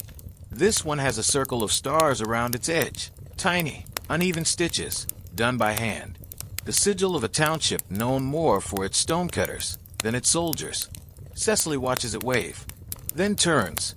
In the hearth, the fire has died low, but its core glows, steady, golden, quiet as breath. She places a kettle atop it without a word, because this morning, the tea will not be made for anyone. It will be made for everyone. You drift downward through the corridor, just as Thomas fastens his cloak. This time he's not sharpening a blade. He's carrying letters, 2 of them bound in twine, sealed with a pressed coin and marked in Cecily's hand. They are not orders. They are invites. To whom? To smiths, to bakers, to singers. Yes, singers, because no movement survives without a melody. In the lower courtyard, Ellen is already up. She carries a new bundle, not linen this time, but flags. Dozens, small ones, meant for doors, 4 carts, for chimneys and walking sticks, all stitched with the new sigil, the open hand. She pins the first one on the baker's door, just as the bread comes out. The second goes to the shepherd's post. The third she hands to a child, who doesn't ask what it means, just ties it to his belt and runs. You see the village below the castle begin to blink awake. A woman hangs her washcloth outside, not noticing that the neighbor across the way has already strung her own gray and green banner on the line beside it. The cobbler steps outside and sees the new cloth nailed to the well-post. He stares a moment, then nods, goes back in, and brings out an old boot mold and sets it on the stone ledge beside the banner. Why? Because symbols matter, but rituals anchor them. By the time the sun crests the ridge, the courtyard is alive. Not loud, not shouting, but full. Masons arrive first, then field hands, then scribes and travelers, cooks and broom makers. They do not gather in lines. They simply fill the space. Some stand near the east wall, where the mortar is cracked and the lichen glows faint green. Others sit beneath the apple tree by the chapel. Someone plays a small pipe, off-key, uncertain. No one stops them. The gray-on-gray banner still flies. But now, beside it, the new hand-stitched one is raised, not as a replacement, as a companion. Inside the chapel, the chaplain stops writing. He looks around at the people gathered, some inside, most waiting near the open doors. He lays down his pen, and instead of a blessing, he speaks one sentence. Today we are not one house. We are one hearth. You pass now through the kitchens, where the soup has already begun to boil. Root vegetables, lentils, the last of the winter leeks. Enough to feed the dozens arriving from beyond the hill. And they are arriving. You hear the hooves before you see them. Not armored, not orderly, but plentiful. Riders from all corners. And wagons, too. One covered in straw, another painted with faded flowers. A third that carries an old woman in blue with a spinning wheel tied to the back. They do not wait at the gates. The gates are open. A boy stands beside them, handing each new arrival a ribbon. Some tie it to their arms, others to their horses. One woman tucks it into her braid. Cecily and Geoffrey stand above, watching from the parapet. No speeches, no proclamations, just presence. A farmer steps forward. He holds no title, just a walking stick and a basket of eggs. He bows slightly. "Is this where the choosing begins?" he asks. Cecily answers, "No, this is where it continues." You drift now to the old weaving hall, where the women still stitch. They've added a second table, more candles, another spool of thread. But this time, they're not working alone. A young man arrives with a pot of green dye. Another brings more cloth. And a child begins stitching her own flag. Not perfect, but proud. She sews a tree. Just a tree. No hand. No words. When asked why, she shrugs. So it grows. From the bell tower, the blind ringer raises her hand. She waits. Waits. And when the sun finally hits the third merlin on the eastern wall, she rings it. Once. Not to summon. Not to warn. Just to mark the moment. The castle does not erupt. It exhales. And in that breath, a baker lights the second oven. A guard loosens the strap on his sword. A carpenter begins drawing plans to rebuild the outer gate. Because this is no longer a castle waiting to defend. It is a place redefined. A place that does not raise its banners for kings, but from its people. And far off in the hills, another torch is lit. Not to guide, to signal. A single flame, but visible. And near it, another map. Unrolled, redrawn, with your castle at the center. Circled again, but this time in blue. And beside it, a new word. Home. Let that sit with you. Let it hum in your chest like the rope of a bell right after it's been struck. Because in a world of crowns and towers, the place that people choose is the place that chose them back. You wake, not from sleep, but from stillness. The castle is no longer silent. It breathes openly now, like a beast that has risen, not to fight, but to stand. The birds no longer chirp from trees alone. They circle the towers. The baker's door swings with each passing visitor. And in the courtyards, even the dogs seem to bark less as guards and guests walk shoulder to shoulder. The banners, yes, plural now, sway like a slow rhythm. Gray on gray still commands the sky. But beside it, the stitched banner of open hands, and below that, a dozen smaller ones carried by carts, slung over shoulders, pinned to caps, or knotted at belts. You drift downward from the parapets to the old orchard, where something unexpected has begun. A gathering, but not the formal kind. There are no announcements, no trumpets, no scrolls, just a circle of people, farmers, smiths, midwives, messengers, each with hands calloused in different ways, each with something in their lap. A tool, a letter, a song, a loaf, a ribbon. Cecily is there. Geoffrey, too. But they do not sit in the center. They sit on the edge, listening, because this is not their court. It's their council. One man stands. He's older, bald. His boots are patched 3 times over.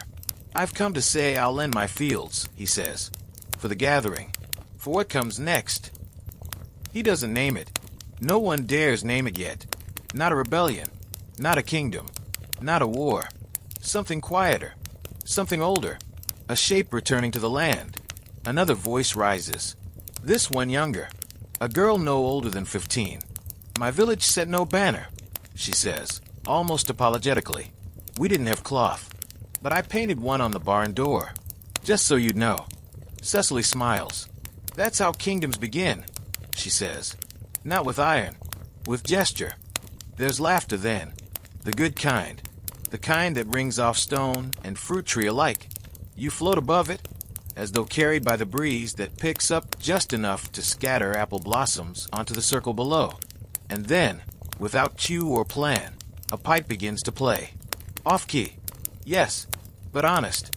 And the others begin humming. It's not a hymn, not yet, but it will be. Below the orchard, near the stream, a group of children, yes, children, stack small stones. They make towers, not for war, but for fun. One boy lines up twigs, as if making a road. A girl builds a house. One older child builds what looks suspiciously like a council table, complete with moss for parchment. A woman watches them from a distance, clutching a wrapped bundle.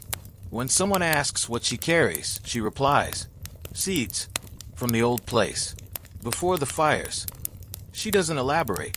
She doesn't need to, because stories carry their own weight here, even when untold. Back in the tower, the old falcon, the one who had not flown in seasons, takes wing. No one sees her at first. But the bell ringer hears it. She smiles, eyes closed, and says, "She's gone west." Because even birds know when to deliver good news. A scribe near the ramparts begins sketching, but not the castle, the people, the scene. He titles it, quietly, "First Day of the New Weather." Because that's what this feels like. The beginning of something not declared, but discovered. A shift in the air that doesn't threaten rain, but invites planting. And somewhere far from the castle, miles and miles down a worn path, someone steps outside their hut, sees the horizon, and mutters, "They've done it." No one asks who, because by now they know. You return to the orchard once more. The sun is dipping now, painting the stone walls with gold and rose. People rise, not to leave, but to work, because choosing is only the start. What follows is care. Masons discuss rebuilding the outpost tower. Cooks organize grain stores. A group of shepherds argue gently about which path would make the better southern road. This is not the end of a story. It's the day after. The kind no one writes down, but everyone remembers. And you are still here. You were here from the moment the banner rose. You were here through the stillness, the stirrings, the guests who came not to conquer, but to offer rest. You walked the halls. You passed the bread. You felt the stone breathe. And now the world turns slightly softer. So come, let's walk once more through the great hall. The walls no longer echo. They hold. The floor no longer chills. It welcomes. Outside, the stars arrive without fanfare. One by one, like names remembered. You hear the wind pick up, not to howl, to carry whispers, of villages that painted doors, of roads not patrolled, but traveled, of songs half remembered now sung aloud again. And you walk slowly to the courtyard, sit on the lowest step, the kind that never forgets your weight. Above you, the banners ripple, gray on gray, hand on cloth. Beside you, someone lights a small lantern, then another, and another, until the night does not descend. It glows. Now, close your eyes. Let the world of stone fade behind your lids, soft as wool. Let the echo of distant voices become a gentle blur, like laughter heard through thick curtains. The fire in the hearth dims. The music of the pipe trails into a single note, suspended in the air like breath that never fully leaves the lungs. You've been walking for a long time, through courtyards and corridors, through thoughts and footpaths and bannermen who came not for power, but for a place to rest their names. You've seen banners rise not with war, but with welcome. You've watched a castle, once frozen in waiting, warm itself into meaning. And now you, yes, you, are part of it. You held the thread. You walked the ramparts. You knew the tea would boil. You heard the bell before it rang. Let your breath deepen now, like the wind rolling over the fields outside that castle. The kind of wind that doesn't rush you. It simply passes, like time. Like peace, like an old dog wandering home after all the guests have gone. The embers crackle faintly. The fabric rustles at your side. The walls remember your footfalls, and the ground beneath you does not judge your weight. It honors it. The kingdom will wait. Morning will come, and the story will continue. Not in this chapter, but in all the ones you carry forward, on your sleeve, in your hands, in that quiet part of your chest, where a banner once rose just for you. So rest. You've earned it. The castle is quiet now. And you, gentle dreamer, you are home.